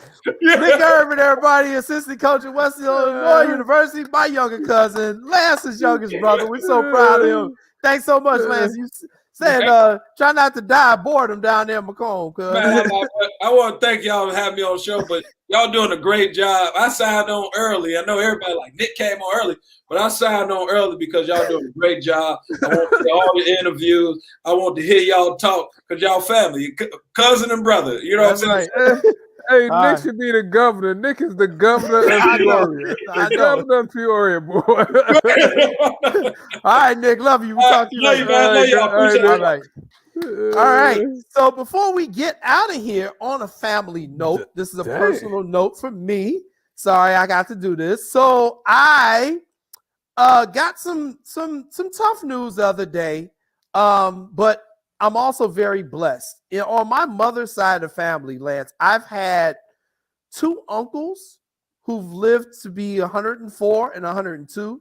My grandfather lived to be 102. Your grandmother, Aunt Eva, she was a centurion.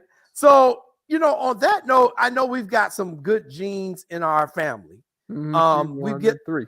That's right. She was one of the 3. So my great uncle, who you see me pictured with there, Oscar Rivers Sr., down there in Charleston, South Carolina. He passed away on Saturday at the age of 102.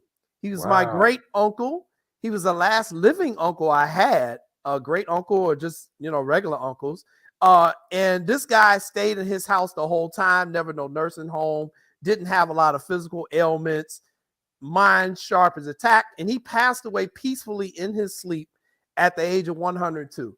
And I just think that is really something we all, need to know about, that, life can be tough. But here's a guy who lived in Charleston, South Carolina his whole life for 102 years. And the Charleston that's there now wasn't always that Charleston down there in the South. And just as happy and devoted to God as he could be, and such a family man. So I just wanted to say thank you to my Uncle Oscar for all the lessons he taught me. Just a great guy, great inspiration.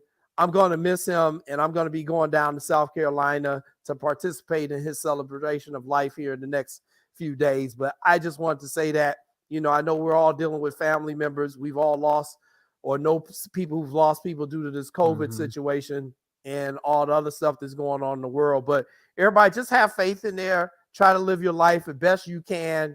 If you're blessed to get to the 100 years, you're blessed. That's beyond living. That's some good living. So I got all the people, my family's living beyond 100. I don't know what the hell they doing, but I'm going to try to figure it out so I can make that too. You know what, Jay, real quick, I'm sorry to hear that. But he has some good living. And I think when we talk about Grandma Eva, Grandma Rosie was 103, 102, something crazy. I think they was eating better, Jay. I think I know. I think the food was better. The quality of life was better. But Lance, where they?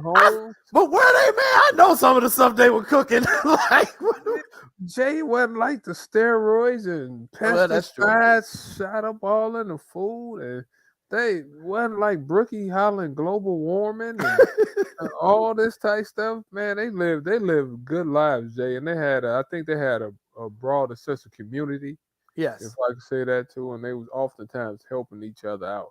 That's even right. though they had some other stuff they was dealing with, but that's good living, Jay. Good living. Wow. All right.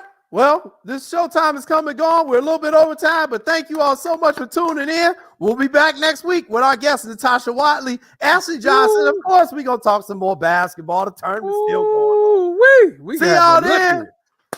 Good night, everybody. Peace.